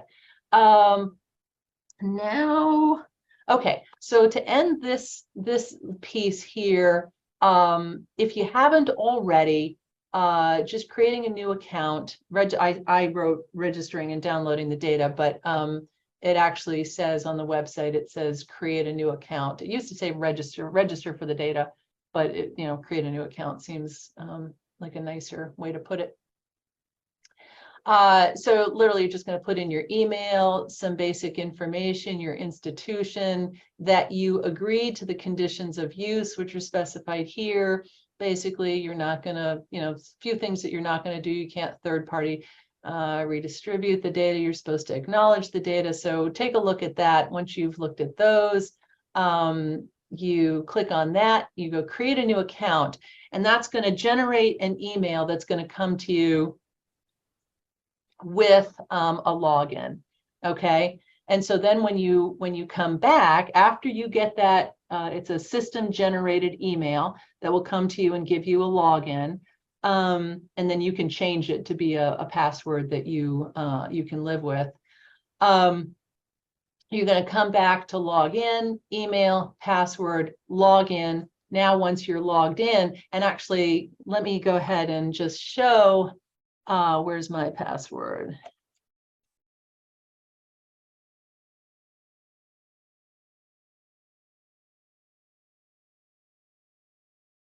I'm just going to show you that when you're logged in, now if I go to data, survey data, tracker, now I see here's the tracker file. Okay, so it's just that easy. One point I want to make, because it's going to be relevant when we talk about RAND in a moment here, is that so you saw that it was a zipped file, right? So I go to like here, and there's a bunch of different files for the 2020 wave. Amanda, I'm going to interrupt you real quick. Yeah. I think you have a question by Bethel. Oh, yes. So my question was just circling back to the restricted, because you mentioned how to get this sensitive. I see it will be a little bit later, but just for that geographic, like getting the county level, possibly like zip code or census tract, would it be in the same, like a similar form? Yeah, let me, because we have that last, and I don't want to, in case we run out of time a little bit, let me just say now, let me finish what I'm going to say, and then I'll show you about how to do the restricted data. This distribution set that you see here is all of these other pieces, but you can just open one file. This just allows you, if I just wanted to see the questionnaire, I just wanted to see the SAS data set, I can just grab that. This distribution set has all of these pieces in one file. So you can see it's 63 megabytes, right? So add up all that. But when I open up, say I'm a SAS user, I open up this SAS data set for the 2020 wave. Let me show you, you're going to see, well, I don't want to unzip it right now. What's going to happen is that, let me do code books. For 2020, see all the different sections? It's going to be separate data sets for every single one of these sections. Okay? So it's not a problem, but it just to point out that when that zip file opens, wherever you designate it to open, it's going to go, and you're going to have now like 20 something data files for each one of these sections. It's still just one wave of data, but it's all those different. And I'm making that point because RAND does a nice thing for you. They create what they call FAT files, which is they append all those little modules together into one big file. You might not want that though. From that given wave, you might only want one of these sections. You're only going to work with the the COVID information or something. So in that case, go ahead, grab it from the raw data, pull it in that way. Okay. But that's the point I wanted to make about that. Okay. And I'm then, guessing if you wanted something by demographics, when you say each are separate, it's literally separate. So there's not going to be any demographic link to any of those modules, correct? Okay. no, you have to, like the demographics You'd are have to all in Tracker. merge and, yeah. They're all in Tracker, and then you have to merge by HHIDPN. Okay. So there's, it's not a small thing to have this FAT file. It's kind of a nice way to go. You know, like I kind of think it's a great way to go to start with. Then you don't have to worry about what section is. You just know those VARs are in there, in that one file. Okay, let me just really quickly, in case I have a longer presentation on the restricted data, but in any case, it is the same thing. So I already have a login, right? So it says login here, but and actually we are restructuring this page to be I'm not sure, honestly. I'm not sure what it looks like when you don't have one, but there should be a place that says create an account. Okay, so it's the same kind of process, create an account. I actually think it's the same. It might even be the same login. I honestly have kind of forgotten. I should review that. So I think it's asked you to create or apply for a restricted data agreement. Because I just right, but for the login, and yeah, it might be, it's a separate login. I think you use the same email, but then I think you have a separate password. I'm already logged in. That's the problem here. But in any case, yeah. So access with VDI is what you guys are going to do. Okay, so the big hint here is access. Don't mess with traditional license. You have no truck with it. Unless you need the CMS data, it's not for you. So don't even bother with it. Access with VDI. Okay. And here's the application process, right? We take you through it, step 1, step 2, step 3, step 4.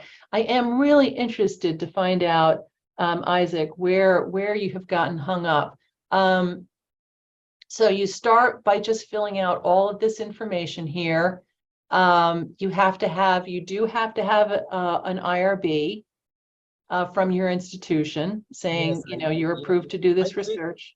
I think where the problem is or was is that I probably, after I saw all the information, I probably asked for too much.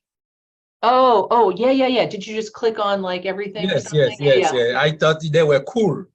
I probably asked for too much. And then I think that's where the problem is. 100%, because you will see that it sort of all these things you have to fill out, and really literally for each product you kind of have to have a plan for it that's been articulated here, and a reason why public data won't work for the research question you're investigating, and exactly sort of how you're using it and how you plan to use it. So that I don't doubt, Isaac, that's it. Don't hesitate, by the way. It's a very nice person named Casey Messer runs this whole thing.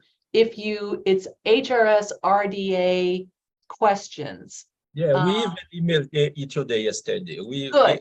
She's working with me. Totally. Yeah, she'll be great. Over the phone, over the internet. Perfect. Yeah. Okay, good. Because really, if you do, so the hints are here, again, to be really very specific about the product you're using, how you're using it. You know, be very, don't these are not things you can kind of gloss over. Be scrupulous about how you fill this out. You know, just honest, obviously. So we'll learn from Isaac's experience, but just so I understand, if one were to do that, what happens now is this person is basically asking you then for, please justify why you need.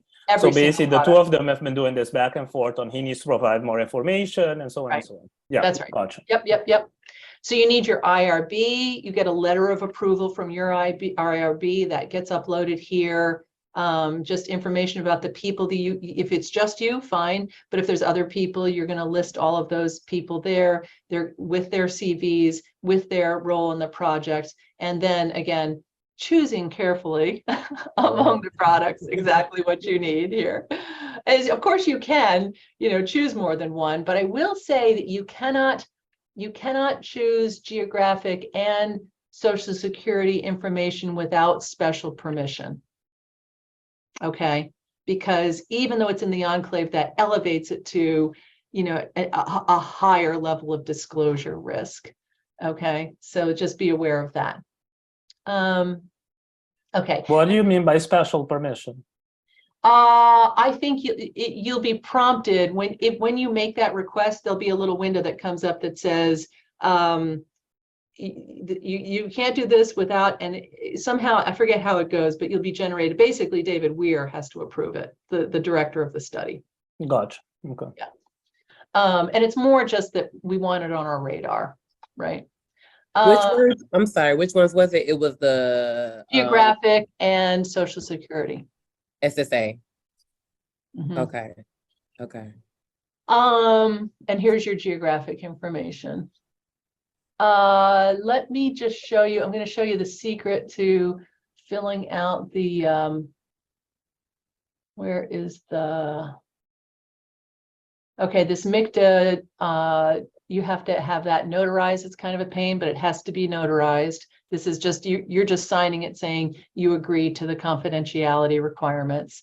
This data security plan is the other place that people get caught up a little bit.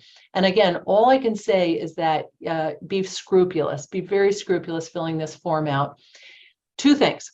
If you, go ahead, Maisha. You're moving a little fast, but let me ask this question because I want to make sure I'm clear. So with the, not the restricted, what's the other one called? Sensitive. The sensitive data, that whole form that you just showed us, because you were saying you have to justify why the public data doesn't work with the restricted. That's just for restricted, yeah, not for sensitive. Okay, so, but you still have to fill out that form with the sensitive data? There's a separate form. Let me open a new thing so I don't get out of that. Okay. Am I moving ahead of your presentation? No, you're fine. Okay. So again, if I'm under data products and I go to sensitive health data, I'm going to come to the sensitive health data page. It's literally just this form. Okay. And then, because you said the geography and the it's SSA. Separate. This is a separate part of the website. It's its own thing, sensitive data. But geography and SSA are sensitive, right? No, they're restricted. Okay. Everything here I'm talking about now, now we're in a different part of the website that's restricted data. Let me see. Well, let's do the drop down. Yeah, so you see how sensitive health data, that's one web page. Now we're on restricted data. So your geography, your SSA, your contextual data, your Veterans Administration, this is all restricted data. But even though the SSA is restricted, I'm sorry to ask so many questions. No, you're good. I'm clear. Even though the SSA is restricted, it still requires, in addition to getting restricted SSA data, you have to get an additional approval for that. Is that what you were saying? This is the process of approval to get the data. And how you're, we'll get, I'm gonna run I just heard you say don't, I just heard you say, I must have looked off or something because I heard you say don't click it.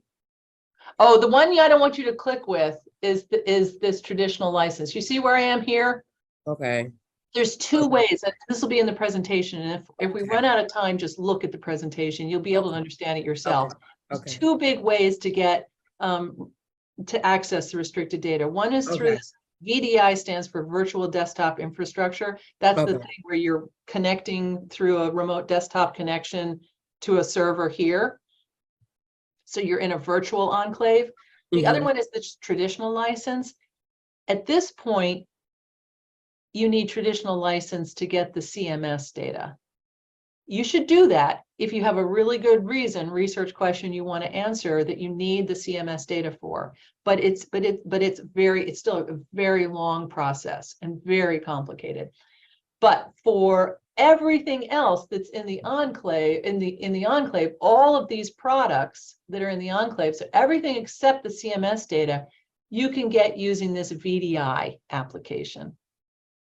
So that's what I'm talking you through now, is the VDI application that gives you this remote desktop connection to the enclave here that allows you to access. Now, the beauty of this is all of these data products that are restricted data, when you get into the enclave and you're analyzing data now in the enclave, everything else I've been telling you about, all that public data, all the off-year studies, everything, genetics, information, all that, biomarkers, that's in the enclave already for you.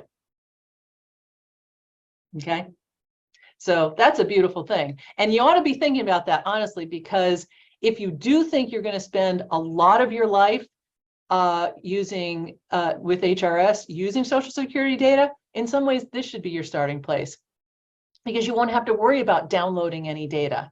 You'll be working in the enclave where all the RAND products, all the raw data are available to you in files. They're just in a file structure, ready to open. Okay, so think about that. If you really think you're going to use restricted data, go ahead and spend your time over the next 2 or 3 weeks getting access, because you'll automatically have access to all of the other data as well. Eddie. Well, no, Bethel had her hand up first. So okay, Bethel, go ahead.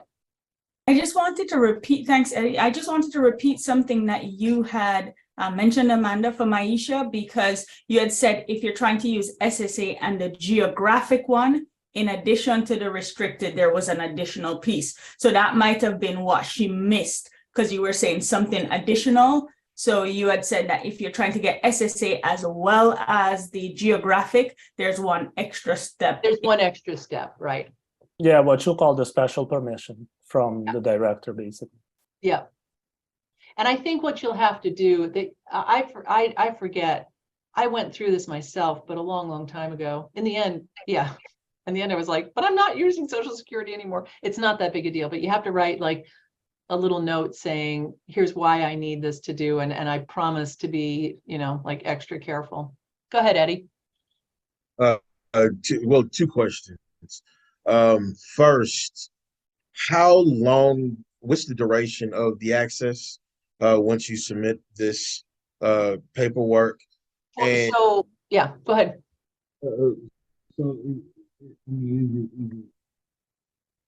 In perpetuity? Yeah, in perpetuity with an annual renewal. So okay. Basically, yep, in perpetuity, and you'll get an email saying your agreement will expire on, you know, and I think you get a 60-day, you know, lead time. And basically all it is that you say, here's how I've been using the data. I reported, I did a poster at this conference. I have this paper under review, blah, blah, blah. So it's basically just reporting your research progress. And if you changed anything about your agreement, if you changed work locations or something, you have to, that's your opportunity to update that as well. But that's all it is. And then you know, so having done it once, it's just doing that renewal. Any other questions? Yeah, well, I did have a second question. Yeah.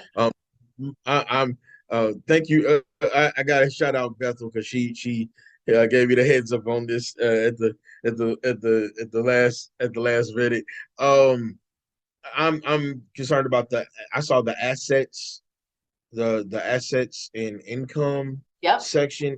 Is that also considered restricted information? No. Or is that considered public? Nope. And I want to get to RAND because you're going to see the most beautiful thing. It's going to bring you to tears. How beautiful it is. RAND takes all of that information and they make a beautiful variable called total household income. And they make another variable called total household wealth out of all of that. Now, all of that detailed information is there in the RAND file, all cleaned and ready for you to use. It's the Social Security information on wealth and earnings and benefits that's restricted. Now, I do have just a couple more because I came in. Let me say one thing though.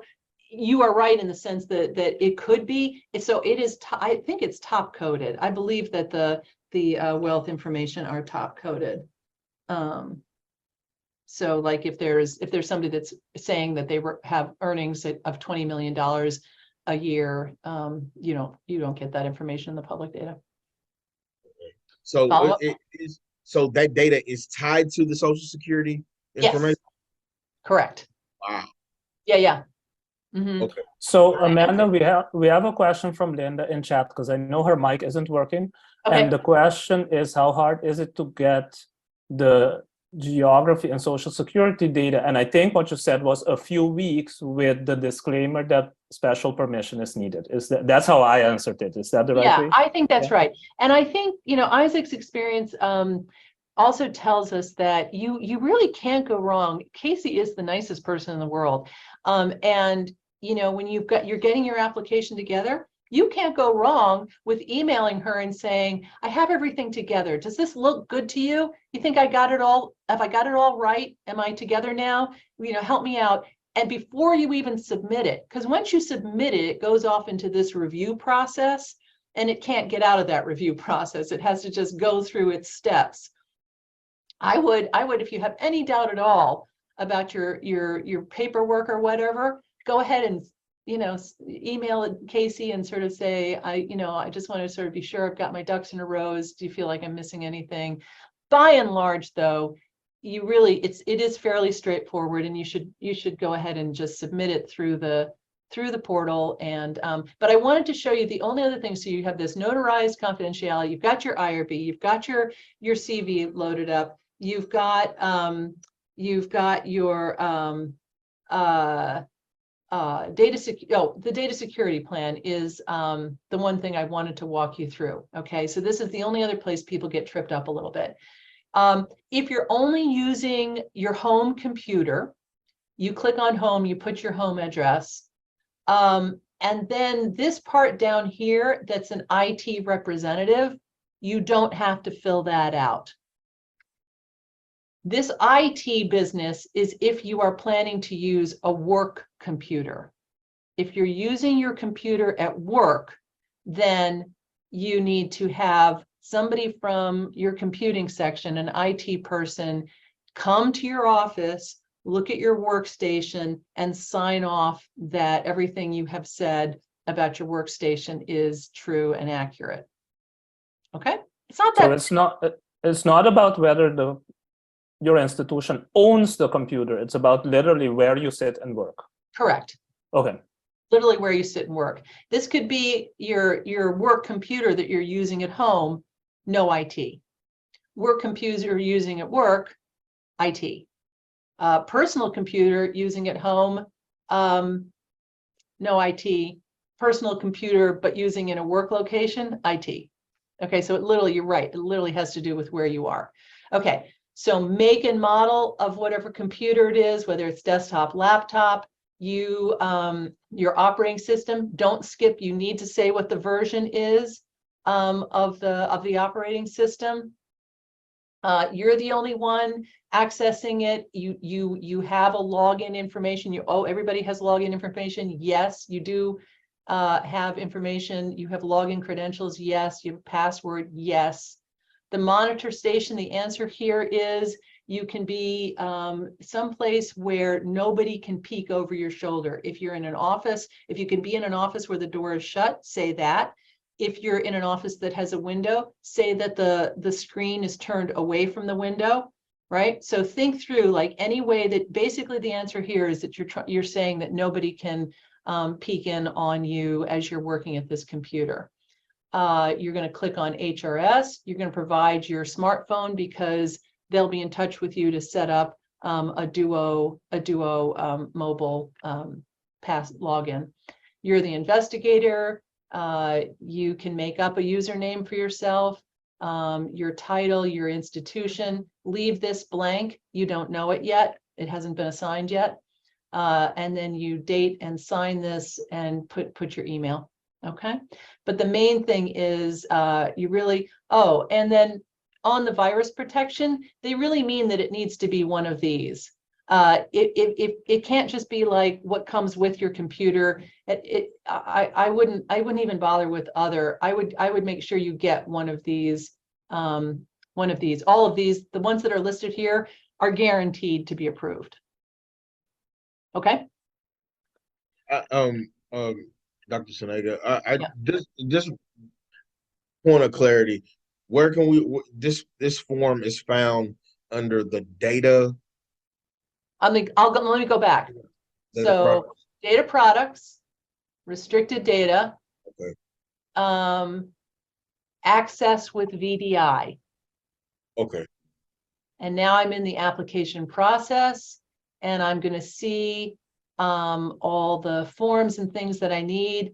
And anybody who is going to be a member of the team on this agreement, if it's just you, then these forms just apply to you. But if you have a research assistant or somebody that you want to approve, each person who you want access to the enclave for has to fill out these forms. And this is what we were just talking about, the data security plan. Okay. Good. All right. So now let's talk about beautiful, beautiful RAND. Okay, so this is funded by the NIA and the Social Security Administration. These folks at the RAND Center for the Study of Aging, led by Michael Hurd and Suzanne Rowetter, who have a big team of amazing programmers and an incredibly helpful help desk. I cannot say enough again about their wonderful, super nice, incredibly brilliant help desk people. Don't hesitate to use it.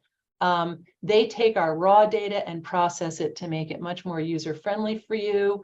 Again, I've really touted up this total household income and wealth variable, which is of interest to you if you're really more looking at using that as a covariate, which a lot of people are.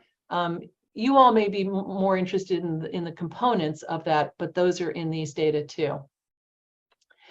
So what they do is they rename all of our variables in a very nice, easy way that's longitudinally consistent, because again, 2000 is when things got very rational for the HRS in our raw data, but before that it's a little wonky and the variables are kind of kookily named.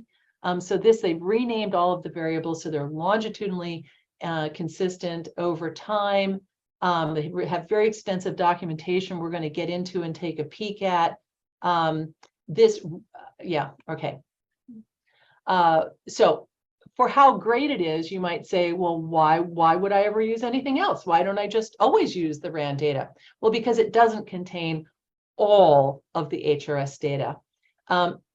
As of now, it contains no psychosocial information, but I'm pretty sure the next version of the RAND longitudinal file I'm going to talk about in a minute is going to have at least some of the psychosocial data. But again, the reason why you're using it is it's a great place to get started and to learn about the data, but it doesn't have absolutely all of the data. So you also want to be able to use the raw data as well. For example, there's no supplemental studies. Now the CAMs, Suzanne Rowetter and Michael Hurd are the principal investigators of the CAMs as its own thing. So they've randized the CAMs for you as well. That's that activities and spending survey. They're usually also about one wave behind because of extensive processing, and you might be very interested in getting the most current wave in your data analysis. So again, you need to learn to use both. But there's plenty here to get you started. It's a very, very good place to get started. Okay, so here's what I'm going to spend the next 10 minutes at least talking about these two files, the RAND longitudinal file, and I mentioned these FAT files. I want you to understand what both of these are. There's other RAND products. I keep wanting to highlight that, but it's, then it makes my thing advance. There's other RAND product, there's family data, there's tax calculations data that are pretty cool for the economists in the room. But I'm not going to get into that now. These are the sort of meat and potato files that I really want you to understand. Okay, so there's two. This RAND HRS longitudinal file, this is the file name. And it combines much, but again, not all of the data from the content modules for the core from 1992 through 2018. Okay. These FAT files And again, these are randized, I'll call it. The FAT files, all they do is they take the raw data and they combine all those content modules into one. They don't do any renaming. It's basically HRS raw data, but where all of those, instead of the thing opening and being like, 10 different files, 20 something different files, it's all just one big file. Okay, so that's what that is. Okay, I think I said about all of that. Amanda, quick question. How does the RAND longitudinal file coexist with restricted data? So I know you said when you're in the enclave, you get access to everything, but that then merges nicely with, for example, Social Security data. Beautifully. Okay. Yep, all through HHIDPN, which we're going to talk about momentarily. Okay, so they have derived variables. This major sections of this RAND longitudinal file are demographics, health, income, financial and housing wealth, family structure variables, employment history, and retirement plans.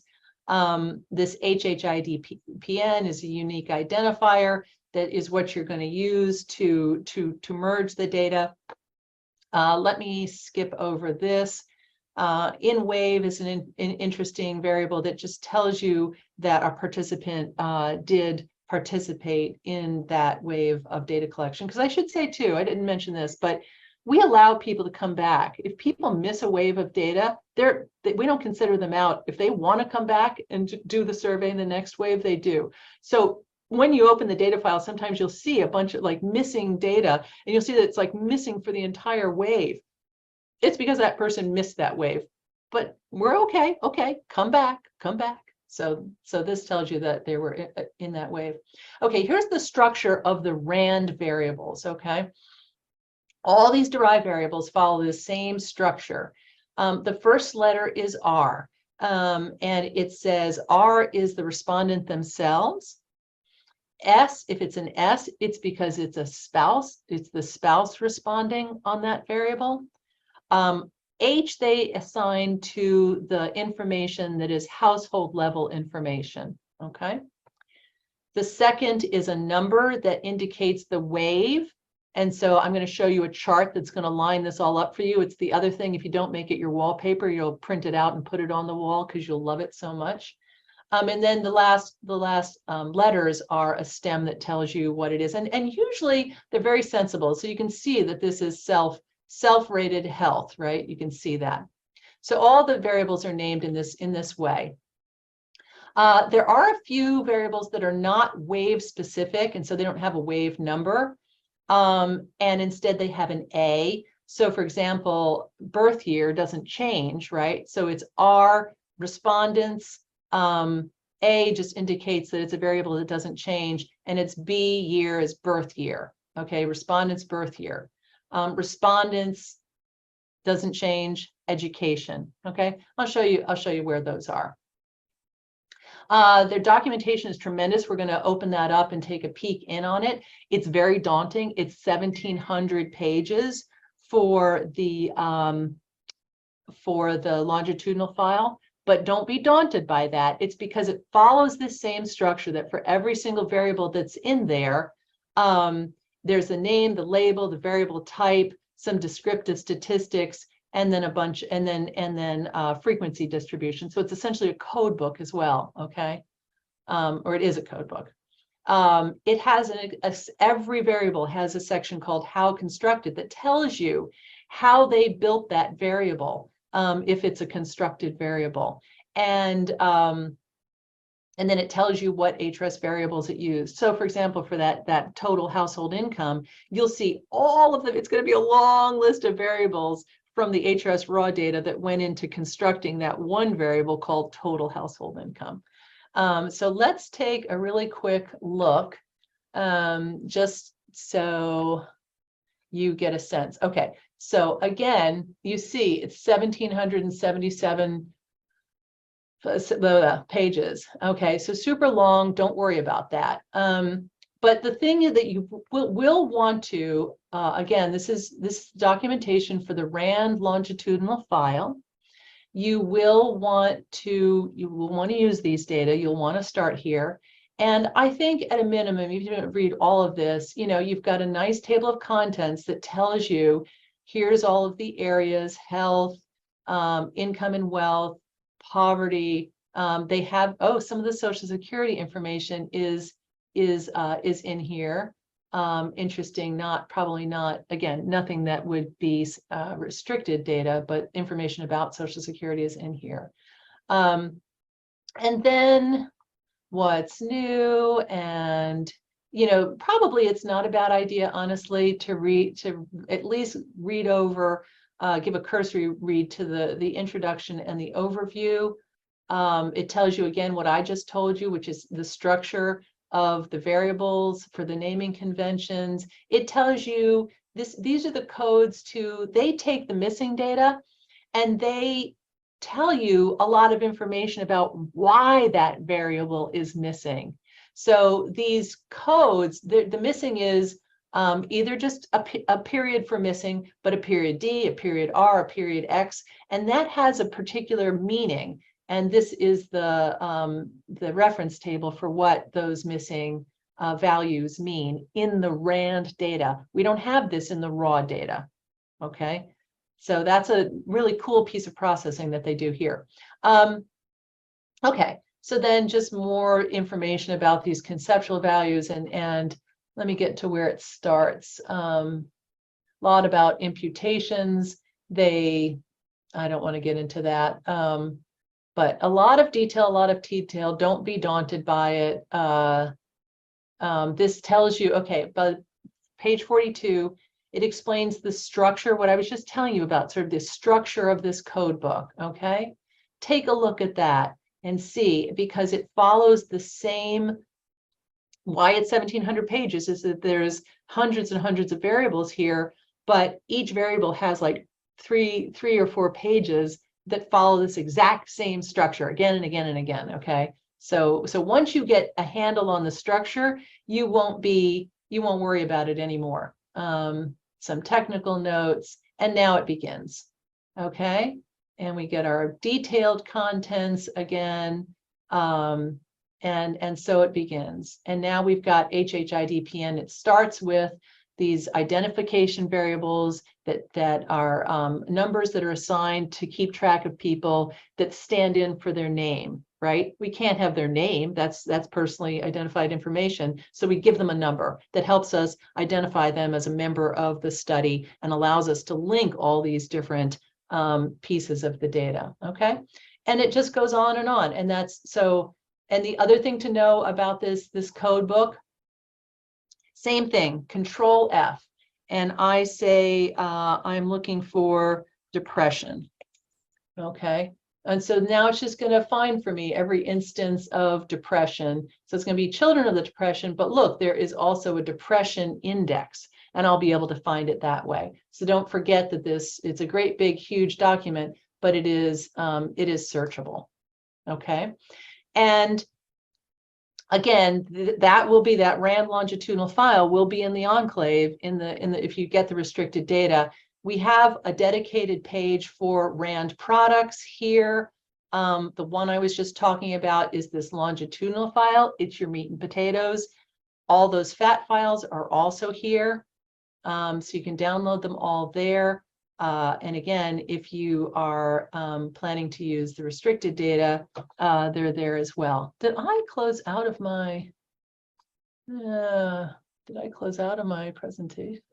Shoot, hold on a second. Looks like I closed out of my PowerPoint. I didn't mean to do that.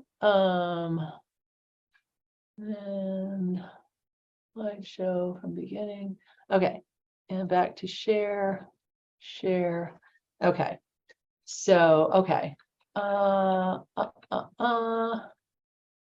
Okay, the FAT files, I think I don't need to say all this again. They contain the raw. Should we be seeing your PowerPoint? Oh, sorry. I'm not sharing? We're seeing your Windows Explorer. Yeah, wrong one. Stop share. Share screen. There we go. Okay, very good. So I think I've already said what I wanted to say about the FAT files. Okay, I want us to take a quick look at this handout that links the HRS to the raw data. Let me scoot that on over. So you guys have this. You guys have this as a handout.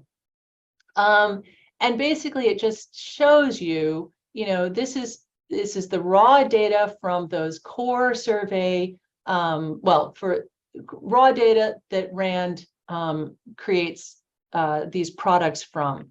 But it is, because people have said to me in the past, it's sort of not understanding that RAND data is HRS. It's just processed and made more user-friendly versions of the HRS raw data, okay?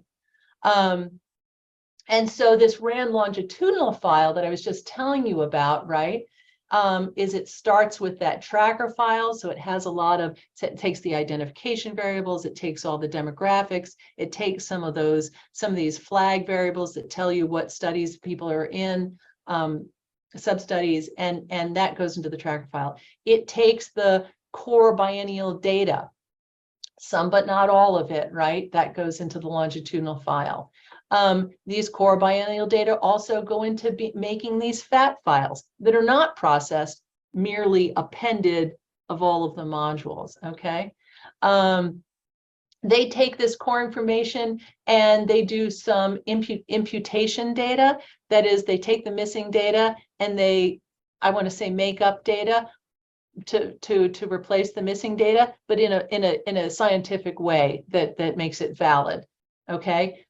Check out, if you're interested, the RAND tax calculations. That also comes from the core data, but it's really neat. And then they also take the exit and the post-exit information and they randize the exit. And so if you're interested at all in exit, check out the RAND version of the exit, because it's going to be easier to use. No two ways about that.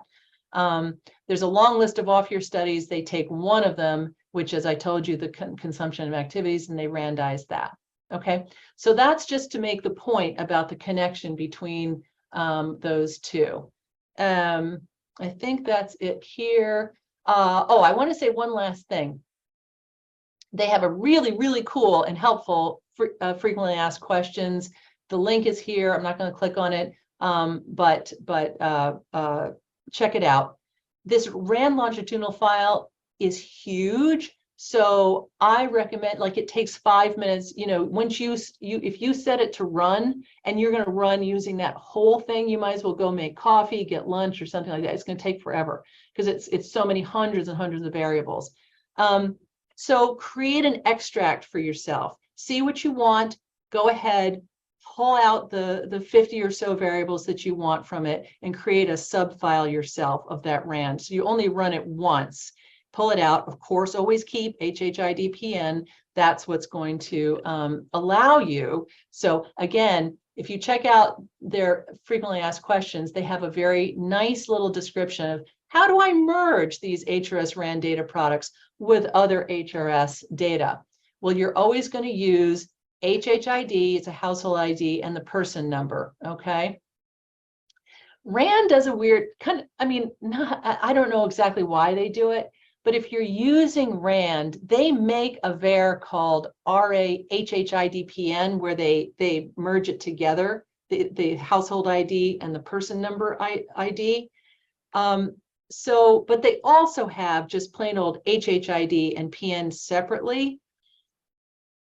You either can fix it using this code as described, or when you're merging RAND products with HRS raw products, just use HHID and PN separately. Okay, that doesn't mean much to you right now. Give me another couple of minutes. I'm going to tell you more about it. Use HHID and PN as separate variables when you merge, and you'll be fine. If you try to use that HHID PN, it's not going to merge with the variables HHID and PN as separate variables. Okay, it's just heads up. I'm all I'm saying is a heads up about that. Okay, there's that. Now, some of this is gonna, I'm bringing it home now. I'm bringing it all home.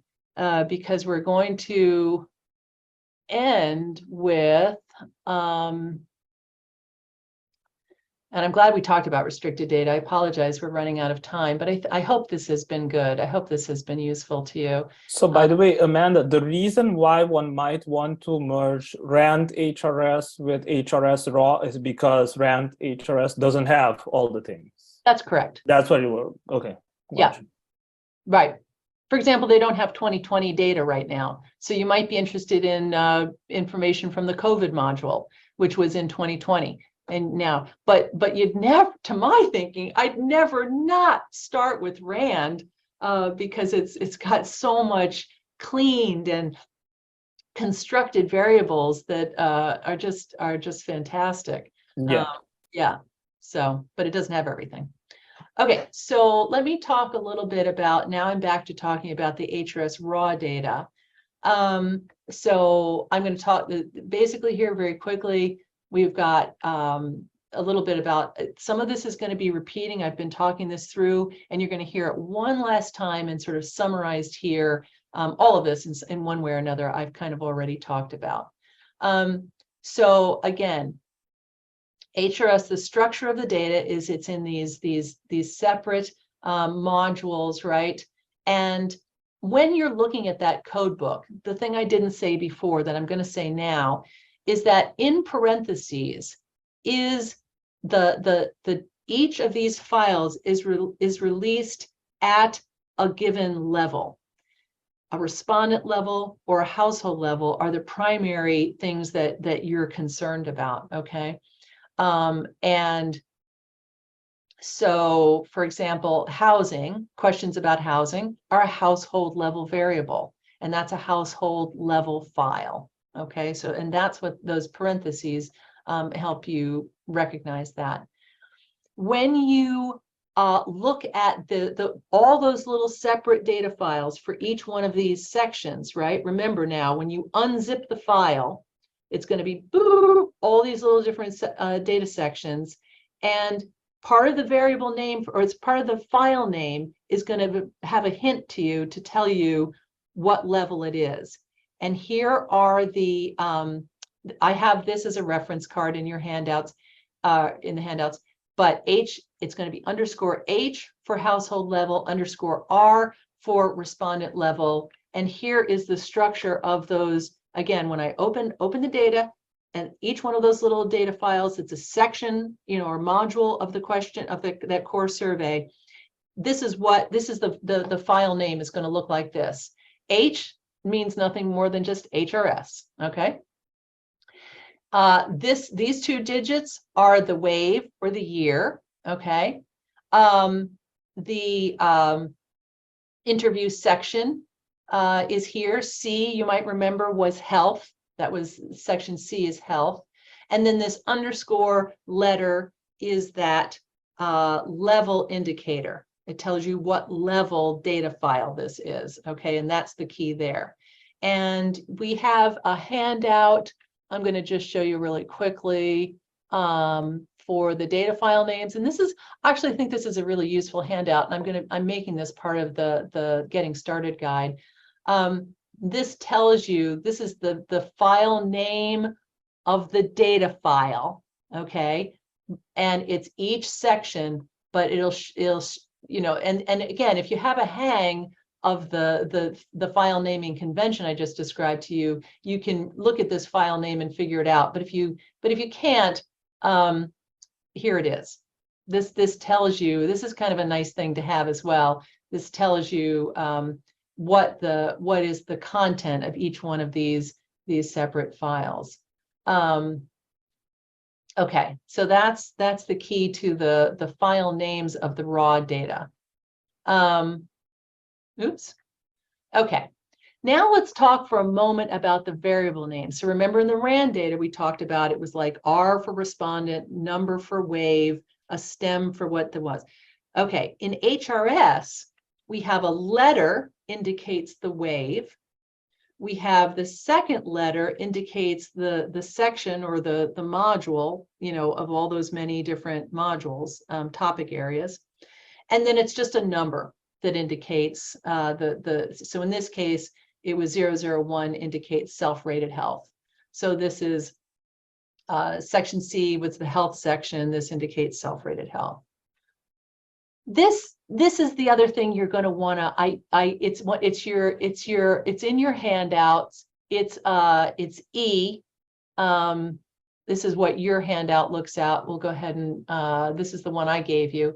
You probably are going to use these data. You probably want to print this out because you're going to be using RAND. You're going to be using raw data. You're going to want to remember that the prefix of M in the HRS variable name corresponds to wave 10 in the RAND data, which also, as a beautiful thing, happens to be the year 2010. So that's kind of nice.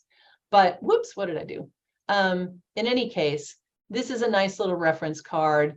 And this reference card also shows you for each wave which birth cohorts and then what age ranges are represented in that given wave. So what I'm showing here is the HRX variable. It's the prefix that's part of the variable name, but that tells you, it indicates what the wave is. And in the RAND variable starts with R or S or H, and the second part is a number that corresponds to the wave. You'll get the hang of this when you start using this, and when you come back, you'll really see why this card is so useful to you. Any questions there? Okay. All right, so I've been talking a lot about this HHID and PN. They're super important because that's what allows you to keep track of who these, each level, the data files are all released as so-called wide data. So each row, if you open any one of these data files, what you'll see is that each row is a respondent. The columns are all of the variables, right? So it's wide and it's long because there's a lot of respondents and there's a lot of variables in any given data set. So what you see when you open it, the first thing you see for any given row is the HHID and the PN. HHID is the number that is assigned to the household that person lives in, and it's 6 digits, and PN is the number that uniquely identifies that person who lives in that household. So when you open the data, you'd see if there's 2 people in the RAND data, they have it where the respondent and the spouse are on one line and the spouse is on the very next line. So you'd see that they have the same HHID, because they're in the same household, but they have separate person numbers because they're different people. Okay. And for the most part, for most of the analysis you're doing, it's these 2 variables that you need to merge different pieces, different parts of the study. Okay, this is like the hub of connecting data sets across or respondents across data sets. And so basically what you're doing anytime you go to do that is you are going to sort the data by HHID space PN, sort by HHID and by PN, right? Now it's all sorted in the same, so you have 2 different files that are sorted that way. And then when you go merge, they're going to merge on that HHID and PN, okay? And what it should end up doing is just adding more variables, making it wider, okay? Now, if you goof up and it ends up making it longer, and for some reason they didn't merge that way, and you end up with 76,000 lines, respondents, you know something went wrong. Because in any case, you should never have more than 43,000 respondents. That's the most that have ever participated in the HRS. You see what I'm saying? Okay. And this tracker file, I wanted to say, the last thing I want to say about tracker is Amanda? Yeah. Can I add something just from my experience? Please do, Irina. Please do. Yeah. Sometimes in some files you have just the HHIDPN, and let's say in the RAND file you have both the HHIDPN and the third, the HHID and PN. So, or you may not have, there are files, so you have to be careful when you match different files in case you don't have the right variable. Yeah. So, and sometimes you have the formatting issues because in some files, the format of the variables, HHIDPN or the each one or the combined may be different. So that can cause kind of matching issues. Yes. Yeah. Yeah. Just to be aware of, you know. Irina, that is exactly the point that I was making at the end of, and I appreciate you kind of highlighting that again, because the point that I was making, and I went over it very fast, is that RAND takes this 6-character HHID and the 3-character PN, and they make a 9-variable character, a 9-character variable called HHIDPN. But the RAND files should always have HHID, but I think, Irina, what you're saying is that they don't always necessarily have HHID and PN as separate variables. They only just have that 9-character version of HHID. You run into that case when you match, for example, with Social Security files. Okay. So, and with the Social Security files, you have separate files like the NBER, the DER, and on those files, it's not necessarily you have this combined HHIDPN, or so that's something that you have to be aware. But and let me show this and see if this is the code that has worked for you. This is what RAND. This comes up so often as a problem, Irina, that this is one of their major questions they answer on their FAQ. And this is the code that they say, if you want to split apart, HHIDPN into HHID and PN, this is the SAS code to do that. This is the Stata code to do that. And this is the SPSS code to do that. So if you encounter a RAND data product that for some reason only has HHIDPN, what Irina is saying, and what I guess I was trying to make a point, I probably made it a little too fast, is that we don't have HHIDPN in RAND in HRS raw data. We have HHIDPN as 2 separate variables. You need to sort on both of those variables and merge on both of those variables, okay? But if you're trying to merge with a RAND product, sometimes it sounds like, I know the longitudinal file definitely has HHID and PN as separate variables, but it sounds like there's some products maybe that don't. And so you need to use this code to separate the HHID PN out into HHID and PN. So Amanda, I just want to call your attention. We basically have 2 minutes left.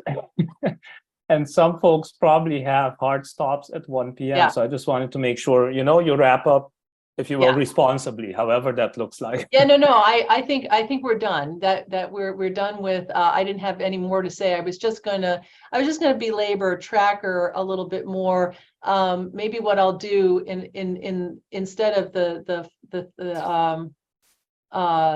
instead of let me just, because I think it's kind of useful rather than just looking at a PowerPoint, let me make my points about Tracker by having Tracker open. So I'm going to go to Codebooks and I'm going to open this Tracker file. And again, this Tracker file, what's interesting about it, it has the exact same structure as the RAND longitudinal file in that it's every person who's ever participated in the study, 43,000 something, and then it's a bunch of different variables. And the variables that are in there, it's just very worth spending a little bit of time peeking in and seeing what's in. It's, again, it's a managerial type file, but it's a super important managerial file. And when you get that far, it also has a lot of the weights, the weight information, the weight variables are in Tracker, but a lot of variables that tell you a person was assigned to get this particular supplemental study. You know, there's just these flag variables. Here's one that's HRS pension data flag in 1998. So take a look through, and again, when you click on them, you're going to see it's going to explain to you what this variable indicates whether a respondent has a record in the HRS 90 pension estimation database. Okay, that's that pension file that I told you about. So take a look at. I think reading the data description for Tracker is super helpful, and then just peeking in on the code book. Again, oh, wait a minute, I'm in code books, data description. Peek in on the data description. I put it in your handouts. That's how important the data description for Tracker is. I actually added it to your handouts. Please do take a peek in on that. It will really teach you a lot. That's a very worthwhile little bit. Thank you. I think I've said everything I wanted to say. No, I mean, this was great. I think will everyone agree? I mean, this was super helpful, I think, and I'm clapping virtually for it. Good. But yeah, before we rushing from the room, because I know we all have things to do, please note that CANSA did send you a link to complete a survey. Do that because, as we said, we're basically building this program out. So it would be very helpful to know, would you like more of this? What should it look like, right? Any type of feedback you think would be useful. Again, a lot of thanks, Amanda. This was great. Thanks to the SSA for their support. Thank you to, of course, all the RDRC folks for your help. Anything else I'm missing, Nicole, in particular? No? No, this was just wonderful. I mean, I've got all kinds of notes from everything I learned. Amanda, just thank you so much. And yeah, you're welcome. Do let us know if I hope you want more.